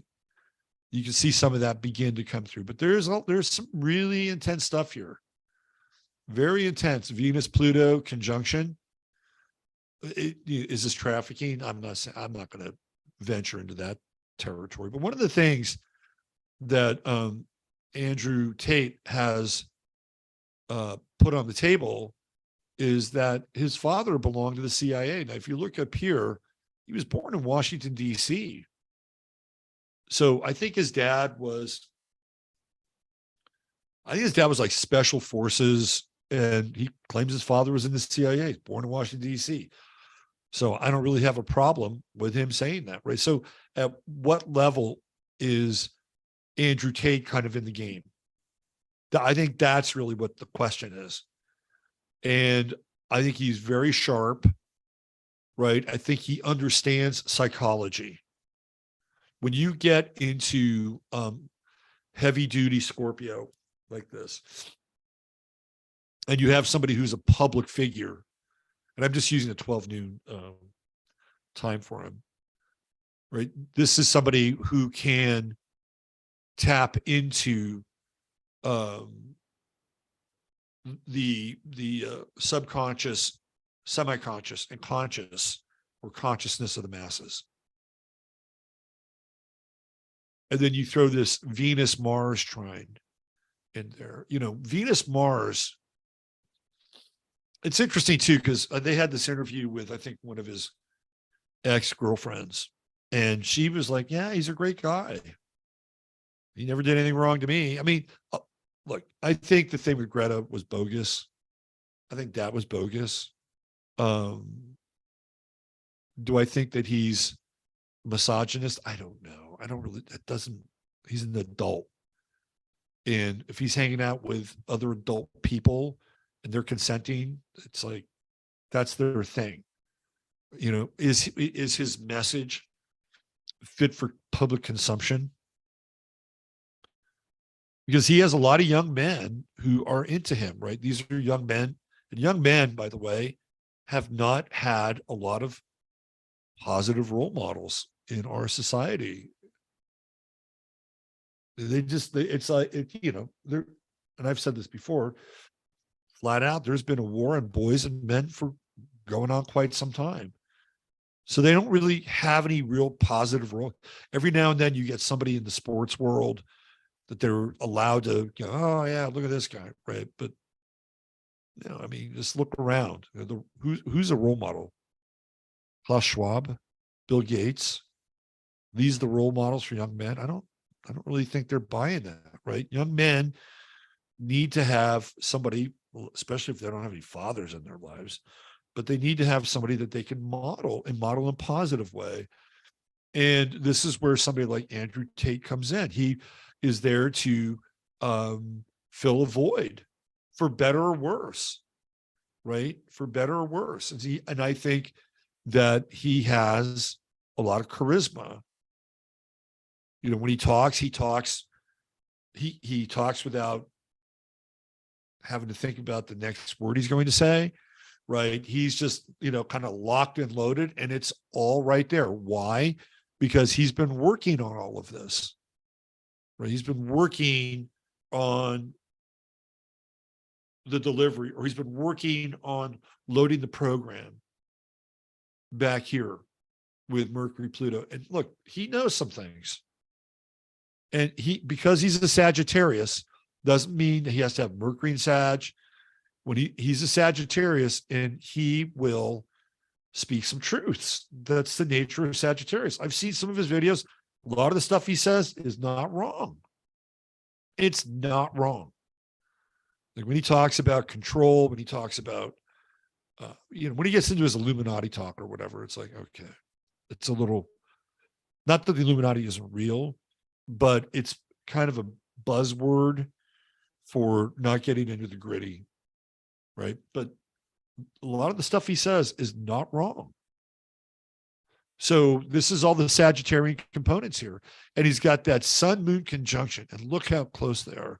And somebody with a sun moon conjunction, I think, can really capture the public's imagination if they're in a public position, right? Because the sun is the Apollonian, right? And the moon is the Dionysian, and there they are together. So you have an individual who's I would say illuminated, but that's what the sun does in the chart, right? It illuminates what the potential is for the individual in this lifetime. And he's born on a new moon. So the new moon is, and I've talked about this before, it's like a cup that you want to fill. And what does he fill it with? Well, he fills it with lots of experiences. He's flying all over the world. You know, he's hanging out in Switzerland and Dubai and Romania, right? So, I mean, this guy's already lived, you know, a couple of lifetimes already. MMA fighter, you know, so that's a new moon person. The other interesting thing is that he changes religion. He became a Muslim. That's a Sagittarian thing, right? Now, I could be wrong, but I think I saw a video where he and his brother were drinking champagne, I believe in Italy, somewhere in the Alps. Now, I don't know if they did that before they converted or after they converted. And I don't know if there are some stripes of Islam that allow you to drink, but clearly he was drinking. But he has converted to Islam. That's a very Sagittarian thing. Is when you bring Saturn here, he has all this Sagittarius, right? Uranus, Saturn, Moon, Sun. You bring Saturn in, and now you have the authority piece, right? So this is a very interesting stellium, because with the moon, right, he can capture sort of the public's imagination, for better or worse, because there are a lot of people say, oh, this guy is the devil, right? He's the Antichrist. I wouldn't count him out, by the way. No, he's not the Antichrist, but he kind of has a vibe, right? He kind of has a little of that vibe. Just saying. But then Saturn comes in, and Saturn in Sagittarius is like the teacher. So he has this ability to kind of capture the imagination, right, with the moon sun conjunction. And then Saturn comes in and is like, well, let me tell you about it. Right? Let me tell you about it. He's very clear, very specific. And sometimes when he talks, you know, it's like, oh man, this guy's got some authority. He's bringing it from all the way back here. Would I want to be in a relationship with him? Probably not. If I was a woman, probably not. Who knows though? Maybe it might be, I don't know. But he's got the South Node in Libra. He's not meant to be in a relationship. He's not meant to negotiate. He's got his true node in Aries. Dude's living his true node. I have to say he's living his true node. Whatever you think of him, right? Oh, he's a dick. He's a misogynist. He's living his true node. He's doing an Aries trip. He's like, fuck yeah, I'm gonna be an alpha guy. I'm gonna be a male, right? I'm gonna be an MMA fighter. I mean, there's your true node in Aries. He's not looking for long-term commitment. Although at some point he'll probably get it with a Venus-Pluto conjunction. Interesting. Somewhere between Pluto and Mercury is when the whole thing in Romania happened with that South Node transit. That's interesting. He's got Uranus in Sagittarius, which again is rebellious. I think it has something to do with also the religious flip, right? Because Uranus will do that. And then he's got this Chiron in Gemini, and he's doing this thing with his brother. That's interesting. Wish I knew more about his timeline, like what happened to him between 18 and 20. And they, you know, and the other thing too is like what side is he on? What side? You'll get that with Gemini. What side is he? I don't know. But with Chiron and Gemini, he'll also think things and say things that other people don't want to talk about. Right? That's what happens with Chiron and Gemini. It's a little schizophrenic. So I would think that he and his brother probably comprise one whole with Chiron and Gemini. I don't know what his brother's chart. I think I looked at his brother's chart one time. I think his brother's might be a Capricorn. His brother had kind of an interesting chart. Not that Tate doesn't. He does have squares. He's going to be argumentative. He's confrontational. Even though I think Mars and Pisces can be passive aggressive. And you got to catch the wave. But he's got a Sun Mars square, so he's going to fight. He's going to be confrontational. He's got a Mars Moon square. Probably has a bit of a temper. So that's happening in his chart. Jupiter and Mars aren't really conjunct. They're kind of wide.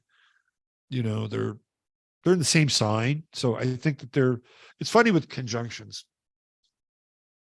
Is that, with conjunctions, usually the outlier is about 9 degrees, 8 degrees, all the way to 0. But sometimes I think that when two planets are in the same sign, they're still conjunct. They're just not very strong. They're not as strong as they would be within that 8-degree orb on in, 8-degree orb on in. So does Jupiter expand his Mars? I think you can make a case for that. And if you're, let's say you're a person, let's say you're a woman, and you're a person if you're a woman, by the way. Don't think that I didn't think that. I just wanted to be specific.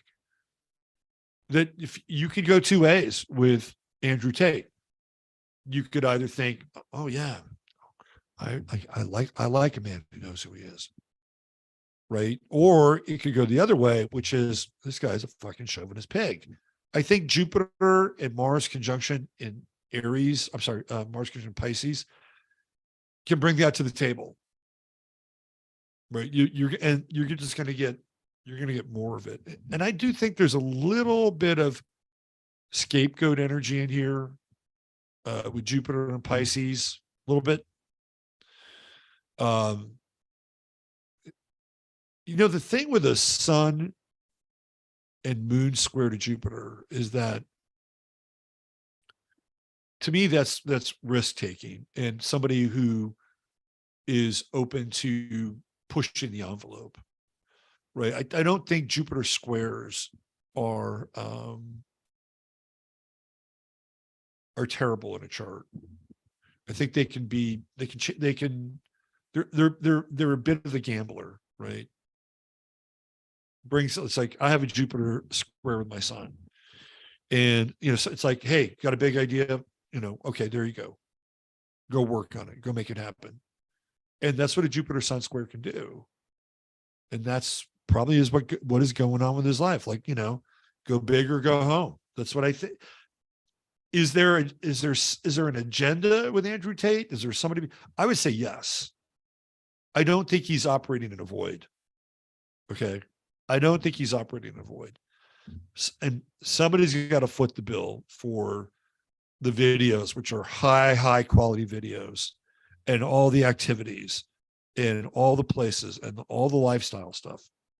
And they may have money, crypto money. I don't really know the full extent to what's going on with their finances, but I think that there is somebody propelling his journey, right? Because you got this Pluto trine to Jupiter. That's big money, right? That's really very deep pockets and deep resources, really deep. And he's also very good at being philosophical. He's got a Mercury Jupiter trine. This guy's not dumb. I think he's actually quite smart. And I think he has a really good sense of psychology and the inner workings of what motivates people, right? I think he's actually quite good at that. You can see this here. He has a natural affinity for it. What is he going to do with it, right? What is he going to do with this thing? The Jupiter Saturn square, I think, is interesting. And I think the most positive way of playing this out, working this out, is that at some point he won't just change his religion, which I think is not uncommon for a Sagittarius. But at some point he'll do like a hard stop and he'll say, okay, I'm not doing this anymore. Right. That's what I think. And I think that the orthodoxy of Saturn will kick in. That's my sense. Looks like he's got kind of a wide square with Uranus. He's a rule breaker. He's a total rule breaker. He doesn't have a lot of Earth in his chart. He has Neptune and he has Juno, and that's it. So he's not very grounded. This is a guy this is not a dude who is not going to settle down, get married. It's not what this guy's about. And I would say that whatever his activity is, whatever he's trying to promote, whatever he's trying to sell, or his lifestyle, whatever, those are the things that theoretically would ground him. He's got that Saturn conjunction with the moon and the sun, which, even though Saturn's in Sagittarius, it's ruled by it rules Capricorn. So there is an Earth element to Saturn here, and he'll get in trouble with the law every now and then too, right? With this, and even with the square with Jupiter, like, he will get in trouble with the law. He'll have some legal issues. Obviously, he does, whatever you think of them. I think he has an interesting chart, and I don't think he is superficial. Now, all the wealth stuff and all the eye candy, like, that's, to me, that's like the Pied Piper. That's the Pied Piper stuff. That's to get young men to look around. And so what he's doing is he's connecting in, and this guy is huge on TikTok. And they had it's interesting, I think he goes by the name of Top G or something like that. And G, of course, is connected to Freemasonry. But I saw a video clip of what looked to be at least 1,000 young men.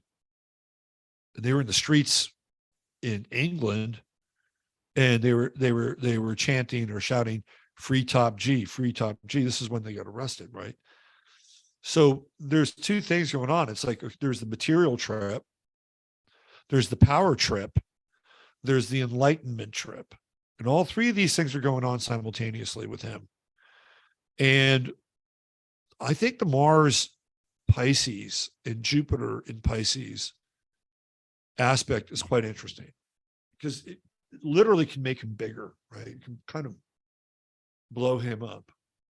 Will he push the boundaries and suffer some consequences every now and then? Sure. Absolutely. That said, I don't think he's going to go away anytime soon. That's my sense. Unless, of course, where's Neptune? Yeah, Neptune is what, 20?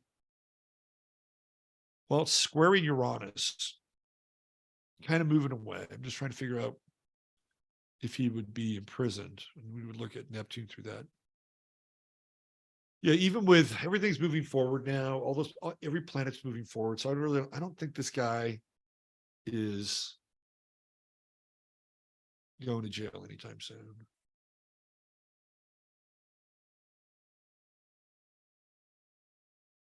It's going to be interesting when Mars conjuncts Chiron and moves into opposition with Uranus. When's that going to happen? February? Late February? That'll be an interesting time for Andrew Tate, late February. All you Andrew Tate fans out there, circle that on your calendar. But he's got something going on behind him. There's a lot behind the scenes with Andrew Tate people don't know about. It's all back here. It's all back in this deep scorpionic network, right? Behind closed doors, the OnlyFans section of Andrew Tate. No, I think that there's probably some, I think the guy is probably connected to intel at the very least, and quite possibly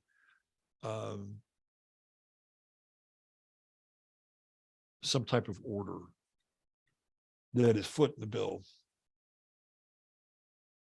Keep your eye on Andrew Tate. I don't think he's going away. To what end or where all this is going, we shall see. Maybe he'll fight Logan Paul. All right. We're going to stay with the fighting theme now. And we're going to talk Steven Seagal. So I want to play you a video. And then I want to get into Steven Seagal's chart. Because this video, I think, it's funny as hell. It's 7 minutes long.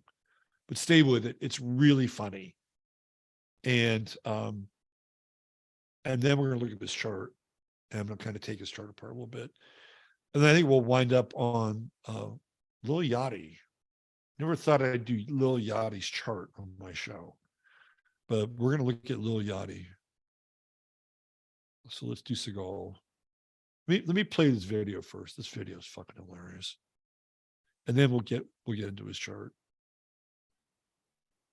Now, a lot of you know Steven Seagal as somebody who's done a lot of movies. A lot of them are trash. But I ran across this this clip of Steven Tobolowsky, and he was in a movie with Steven Seagal and Keenen Ivory Wayans called The Glimmer Man. So I'm going to play this, and then we're going to jump into his chart, and it's actually really funny. Here we go.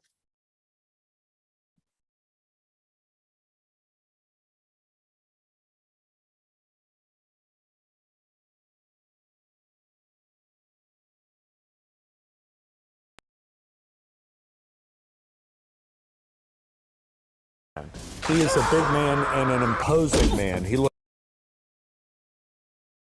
Steven is a big man. He is a big man and an imposing man. He looks very strong, very tall. He was a thing of huge appetites. Everything he did with an enormous amount of passion. If I were to say that now I have everything. I just think it had conflicting results. I was cast in the film The Glimmer Man, which starred Steven Seagal and Keenen Ivory Wayans. I was working the first day of the movie, first day, and John Gray, the director, comes in to my trailer and says, "So, how's everything going?" I go, "Oh, fine, John, fine. We're having a problem." I go, "What's wrong?" He says, "Well, Steven Seagal has had a spiritual sort of crisis and sort of a spiritual awakening. He decided that he doesn't want to kill people anymore in movies." I can't fight, man. What do you mean you can't fight? It's a fine time to tell me now. Warner Brothers is very upset. They say, "Steven, I understand what you're doing, but you dance with who brung you. You kill people really good. And in this movie, you have to kill people." And he doesn't want to do it. The problem is, in the scene, I was playing a serial killer, and the whole scene is about him killing me. So John says, Steven Seagal is going to try to convince you not to kill you in this scene. Don't get into a conversation with him. Whatever you do, don't talk to him. He has to kill you. I mean, it's the first day of shooting. This is very difficult for all films and actors. You know, they want to see good footage the first day. I said, well, I'll steer clear of Steven.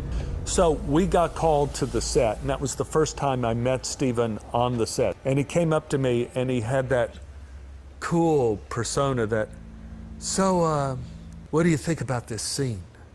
And I was saying, "Well, Steven, it's a pretty hard-hitting scene." In this scene, by the way, I play a serial killer, and I grab a priest, and I threaten to blow his head off, and then Steven comes in and ends up murdering me.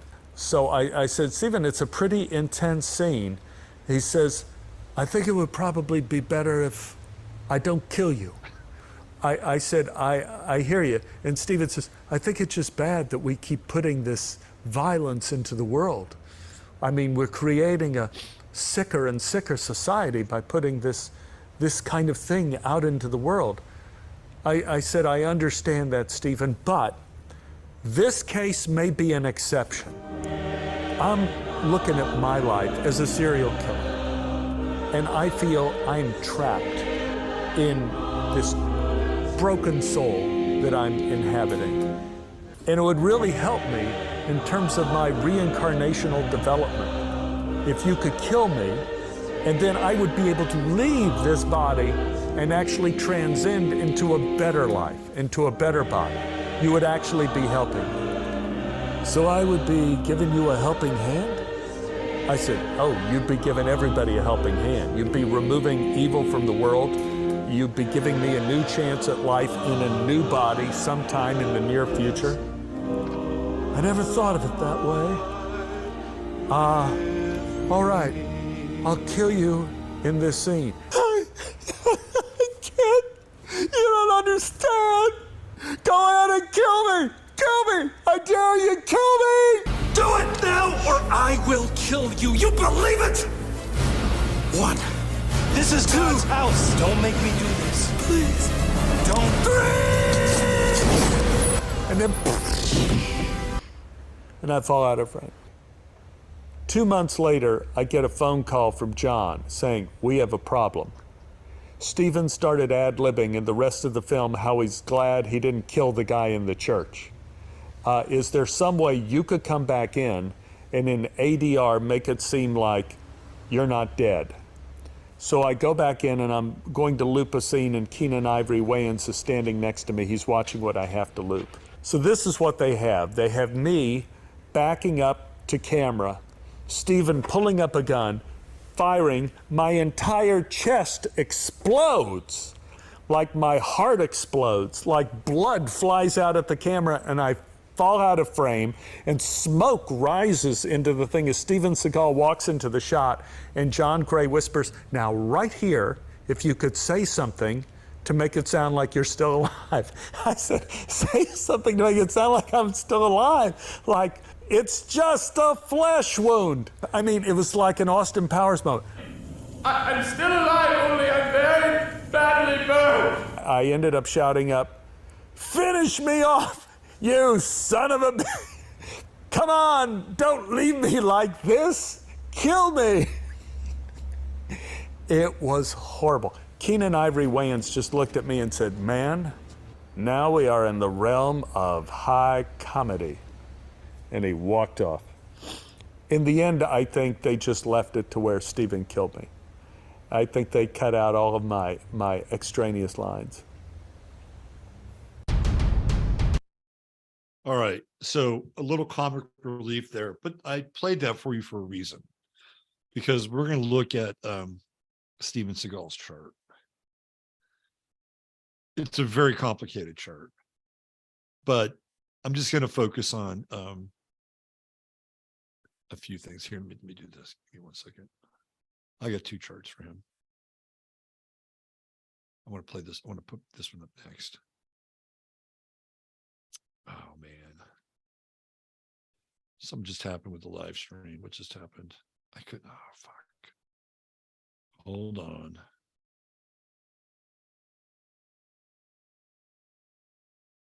Let me see.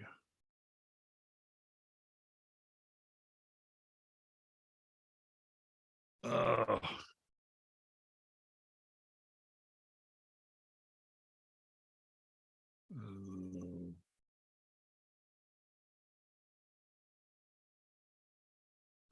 Suck.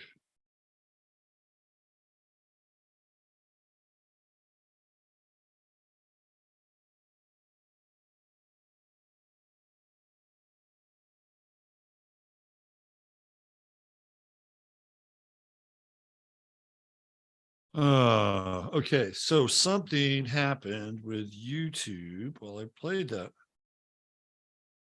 And let me find out. What just happened? Did they kill my live stream? You gonna start again? I don't know if I can. Whoops.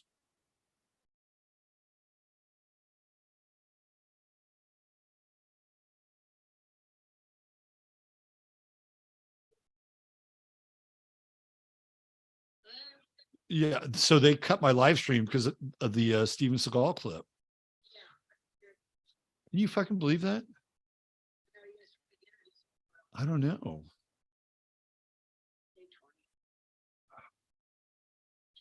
shit. Well, you can't do any Yachty then either, probably. I wasn't going to play any of his music. I could. That sucks. I know, I was wondering if that was gonna be a song. They just cut me off midstream.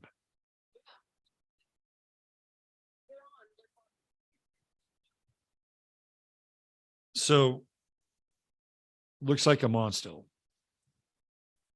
Well, that was weird. Let me see where I am.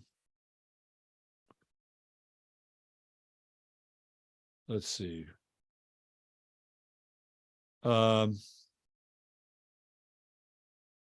me see. Where are we? Am I on or not? Let me see. Okay, you see me? All right.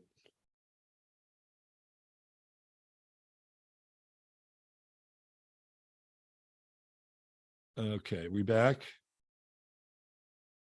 Man, that was really weird. Okay, so what happened is the overlords gave me a copyright strike for playing that Steven Seagal clip. And then they shut the show down. They shut the stream down. And now I think I'm back. Okay. Okay, yes. It was wild, right? That was really weird. You know what's really, okay, I'm just going to say what bothers me about that is that thing is on YouTube, right? It's on YouTube. How many other people have played that video? I don't know. It's just problematic. It's problematic. All right, so let's look at Steven Seagal and his chart. I got two of them. Here's the one I want to look at right here.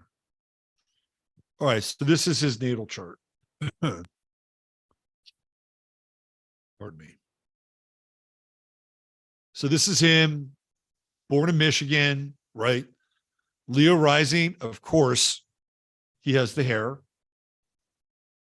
Pluto on the ascendant, so you know he's intense. And what's interesting is he has like those Scorpio eyes. You know, he's got those sort of kind of slitty Scorpio eyes. You know what I'm talking about? And Pluto on the ascendant. Well, that's going to qualify just a tad. He also has Mars in Scorpio. And he could have a real conflict with what? His not just his emotions, but violence, right? So the reason I played that clip, not to get shut down, is that the guy's an uber Aries, right? Jupiter, Ceres, Sun, Mercury retrograde, and then Venus, all in Aries. Ton of Aries. But then over here, he's got Saturn, Neptune, and the moon in Libra. He's got a grand cross, right? Grand cross, mutable cross, especially if you throw a Chiron in the mix. But you can see the crisis, right? The Neptunian crisis, where he doesn't want to kill anybody. Like, he's made all this money and will make all this money being a quote unquote warrior, right? But he doesn't want to kill any. He has this spiritual crisis. Hello, it's Neptune. It's the opposition. I guess somewhere along the way, he got over that crisis because he sure winds up killing a lot of people in his movies moving forward, right? But you can see it here. You know, he's in some kind of conflict, right, with all this Aries, intense warrior, you know, killing machine energy. What's also interesting about Seagal, he moves twice, at least at particular phases in his life. The first time he moves is from Michigan, which is where he's born, Lansing, to California. And I'm going to show his relocated California chart. But he also winds up moving to Japan. And he studies Aikido in Japan. He actually gets married in Japan. None of his relationships ever really work out, to my knowledge. He's got a Venus square with Uranus. Just doesn't seem to work out, right? Like he is sort of he'd be hard to be in a relationship with. But I don't think he was pulling a stunt when he said, yeah, we're just making our society more sick by putting this stuff. I think he probably really understood that, right? In conflict, somewhere along the way, he decided that he was no longer going to be in conflict with it. I just thought that was really interesting. And he's got Mars and Scorpio. So he's got that intensity. He's got that Mars-Uranus trine. And I think how I see the Mars-Uranus trine is that he kind of comes out of nowhere a little bit. You know, he starts acting late in his career. He doesn't start acting, I think, until his 30s. So when he comes on the scene, right, he becomes all of a sudden, wham, it's like Mars-Uranus, like there he is. Where'd this guy come from?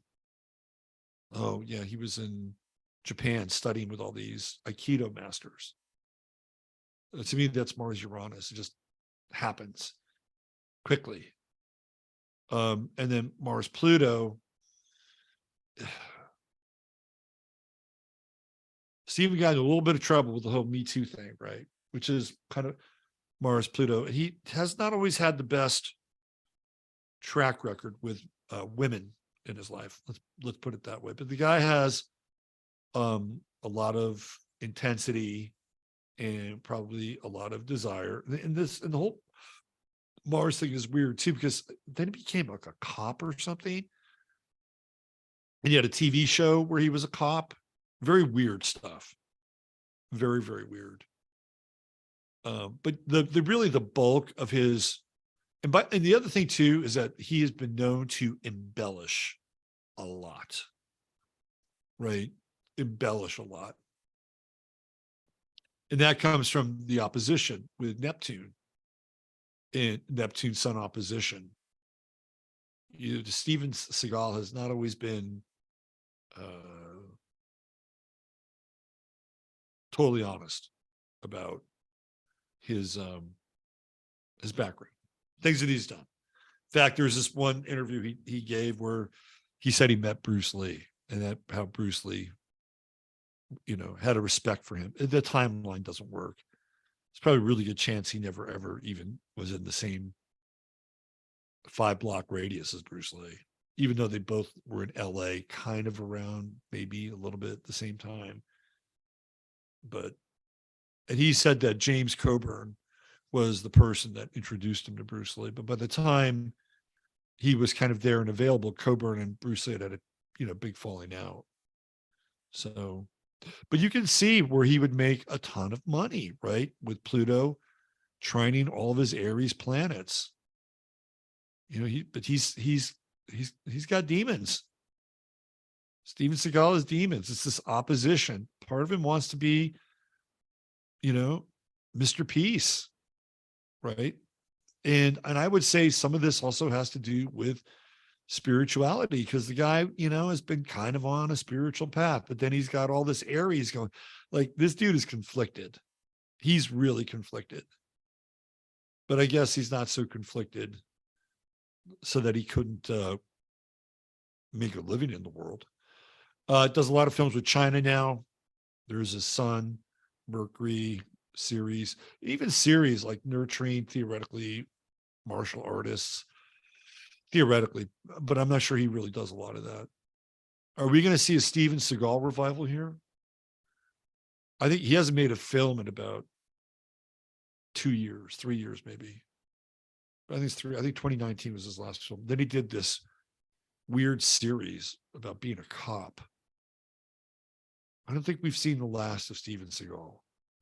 Not with Jupiter rising in his chart. Where's his South Node? It's in Leo.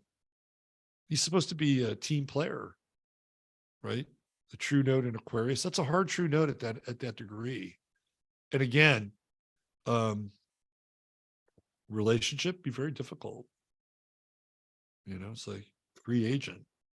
Yeah, we can be together, but we can also be friends. And then Saturn here. Saturn conjuncting his true node will be interesting. I wonder. So he's going to have Jupiter in his 9th house, or in conjuncting Mercury in his sun, and then Saturn right on his true node at this. We might see a Steven Seagal revival. If I was Quentin Tarantino, I'd put him in one of my movies. That would be a move. Come on, Quentin, another Aries. You know, he kind of, there's movies where he mumbles like Marlon Brando. And Brando's in Aries too. He just mumbles. Yeah. Maybe I should do my readings like Steven Seagal. You have a really interesting chart. Did you know that? Very interesting. Yeah. Not easy though. Not easy. You know, I've been reading charts for 2,000 years now. And yeah, 2,000 years. It's not my first lifetime doing this. Done this a lot. Seen a lot of charts. And I'm seeing yours right now.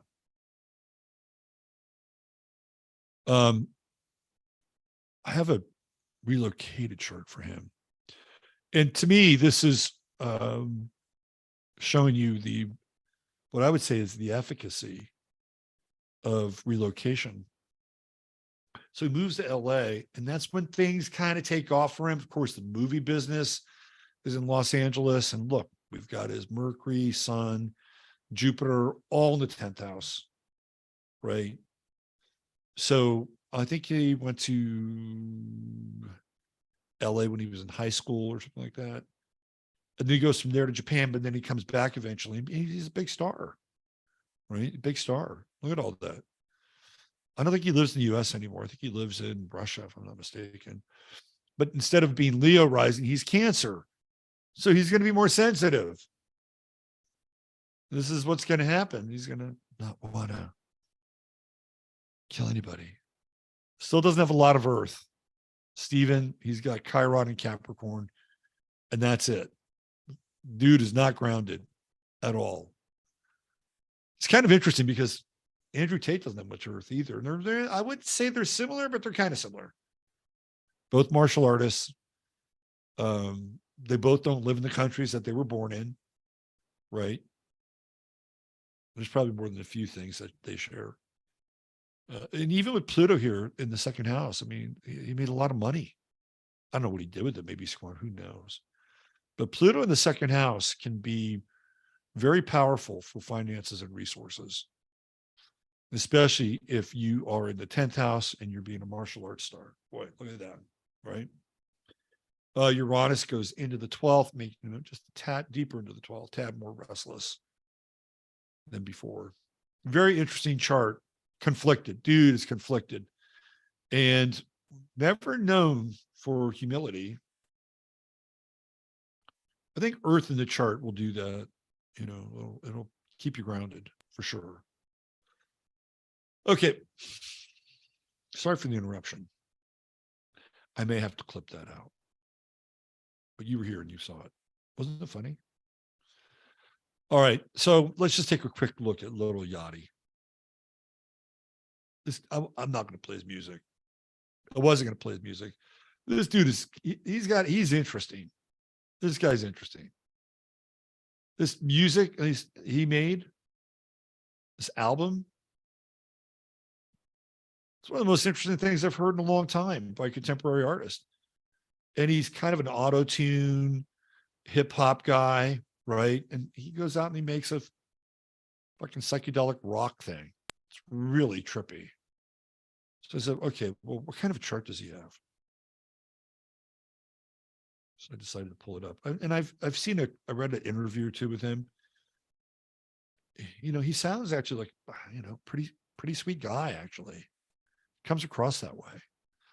He's got his sun at 0 Virgo, conjunct Regulus. You know, when I saw this, and again, I don't know his birth time. I just put his sun up there, 12 noon. When I saw his birth time, oh, look, he's got Mars in Scorpio, just like Seagal. We got Easter eggs here along the way. So when I saw his chart, I said to myself, you know, this guy's going down this path musically, and he just does like this pivot, right? He just does this 180. And I thought to myself, well, there you go.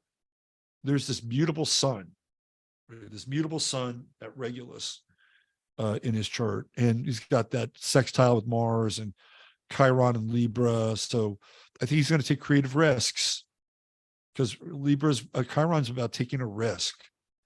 Am I going to go Saturn and crank out what I just cranked out because I made a lot of money off it? This guy's made a lot of money. Okay.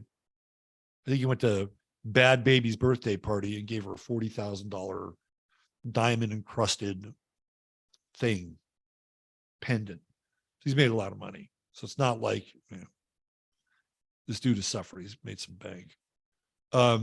But that's Chiron, right? Chiron is about, am I going to go Saturn and crank out what I made a lot of money at, or am I going to do something different? So I think you can see some of the restlessness, the creative restlessness here, and then the mutable sun, you know, tapping into that Mars. And he has Venus in Libra, and, you know, trine Neptune, trine Uranus, trine Jupiter. He comes across as a really sweet guy, and maybe a little naive, but maybe not too much. I mean, but this record is really interesting, I have to say. I mean, I love music. It's one of the more interesting things I've heard in a long time. So I began to look at this. He's got, look, so, okay, what was I saying? Oh, right. So the record didn't drop that long ago. And I think the sun was conjunct Neptune in his chart. I'm sorry, Uranus. And to me, from a perspective of a transit, like that makes total sense, because he's going to do something that's different. He's going to break the mold. He drops it.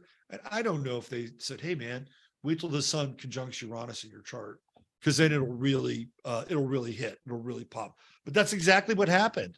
Right around the time the sun was conjuncting Uranus in his chart, he, you know, drops this record. And what's the name of it? I have to find the name of it. If I can, I just want to say his record. I need to give the guy some credit here. I never thought I'd be doing some dude named Lil Yachty's chart. My son, you know Lil Yachty? Who?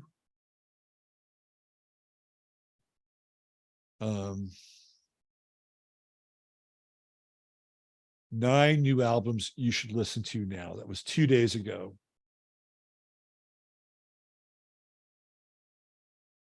Pop Can, Great Is He. Meg Baird, Furling. Lil Yachty, Let's Start Here.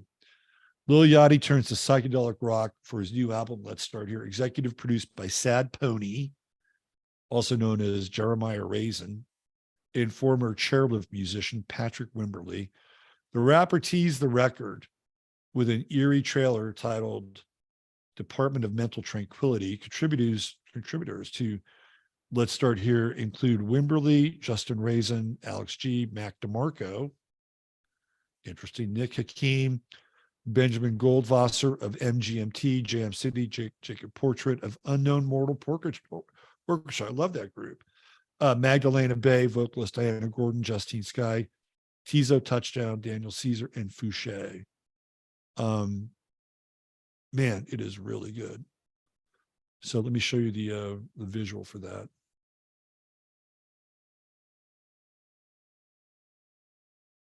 The cover is really weird.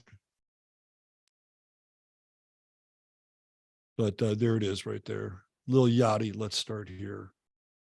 Really just cool records. So I wanted to know who does this, right? Who makes it?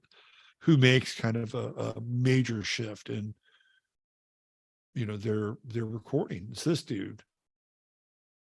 And you're going to see this, right? Jupiter Uranus conjunction, something new, something different, something, cutting edge, not wanting to stay in the same lane, right? And here we have a really interesting, and I was trying to find out what's going on with Neptune in his chart. He's got this in conjunct with with Neptune and his sun, because I think of Neptune as being like psychedelic and psychedelic music. So it's like, yeah, he's trying to connect with this thing that is ineffable. And look where Pluto is, right? Pluto's right here. It's right on Neptune, and it's right on this in conjunct with his sun. As well, it's not on it, but it's part of it. So you can see how an in conjunct can actually be something that is interesting, right? And here comes, like, how do I do this? How do I get to this place? How do I communicate with what I want to communicate? And bam, there's Pluto. It's like, well, you're going to change, right? You're going to change your musical oeuvre, right? The output. Really interesting. And then I began to think about like Gen Z, Pluto and Sagittarius right there, bang, right? Uranus and Aquarius, bang. Some, changing things up, making it different. Pluto Uranus sextile. He's just before Neptune goes into Aquarius. So by the time 1998 rolls around, Neptune's in Aquarius, which is, I think, quite psychedelic in general. So this isn't, it's not a chart that, like, I think this is also somebody who probably has had issues with self-confidence and self-esteem at times. I read this interview. It was not really fully fleshed out, but it really spoke to the kind of the Virgo nature of him. And he said, yeah, when I was younger, I didn't, I liked girls, but I never looked at their boobs. I didn't look at porn. I didn't do any of that. I watched TV, I watched wrestling, and I watched, so it was like, that Virgo kind of purity, right? It was like, oh, that's interesting. Yeah. Now, I don't know what he's like now. Who knows? Maybe he got turned out by the music industry. He's got a Sun Pluto square, which is pretty intense. I mean, I think of that as temptation, especially with Pluto and Sagittarius, and the potential for, what that can offer, the lifestyle, money, right? Temptation, right? Pluto, that's a temptation to the Virgo sun at the 0 degree. So that's something that he has to, watch out for, right? But it also forces him to change, because we're dealing with mutability. Very interesting chart, super, super interesting. And you could see how many people were on that record, big time collaboration. Here's Venus just, screaming out across the chart, trying Neptune, trying Uranus, trying Jupiter. So, somebody who is collaborative, that's a great, great aspect. Great aspect. I could probably break this down more. Maybe I'll do a standalone video. I might do a standalone video for this. See if I can get some Gen Z kids checking it out. Because I really like the album, and he seems like a nice guy, from what I've seen. And he's complicated as well. He's a complicated dude. So if you like really interesting kind of psychedelic funk rock stuff, take you right back to Jimi Hendrix and funkadelic with a little bit of auto-tune thrown in, Pink Floyd. Check out that record. It's really cool. I want to thank my son for bringing it up. All right. So 2 hours, roughly 35 minutes or so, minus the slight glitch in there. And we looked at, it was like a male heavy show tonight. Andrew Tate, Steven Seagal, Lil Yachty, with the chart of the moment. Oh, the Green Comet. The Green Comet. Here's what I want to say about the Green Comet. The last time we had a major comet appearance was in 2020 with Neowise. And we remember how 2020 went? Yeah, still with us, right? So what does the Green Comet represent? Is it the end of 2020 or is it the initiation of something new? Right? Because I think if we can, and I don't know how they came up with the name Neowise. Maybe it's the guy who discovered it. I mean, sometimes this shit happens like that, right? But it was really, in a lot of ways, a metaphor for people getting wise, right? That's like, wow, man, look at this control matrix we're in. That comic kind of brought the whole scenario. Maybe it didn't bring the whole scenario, but it was a part of that story. And what's going to happen now with the Green Comet? You ask anybody now if they should trust science versus what happened prior to 2020. You're going to have a very different conversation. What kind of conversation are we going to have on the other side of this comet when it has to do with things like climate change, infrastructure, Agenda 2030? Maybe, just maybe, we'll be having the same conversation on the other side of the Green Comet that we had on the other side of Neowise. That's where I wanted to go with it, because timing is everything. Timing and milieu is everything. So there you go. All right. If you want to go watch the rest of the game, go to it or whatever. Thanks for being here. If you want to schedule a reading with me, there will be information in the show notes, provided that the show's still up. And it's a good reminder for me to probably stream live simultaneously on Rumble. And I don't think I'll have a show tomorrow, next Sunday night. I think we'll be traveling, maybe. I don't know. I think I'll be around, but I'm not sure I'll do. But I will be part of the Aquarian Council. Check that out. It's going to be really cool.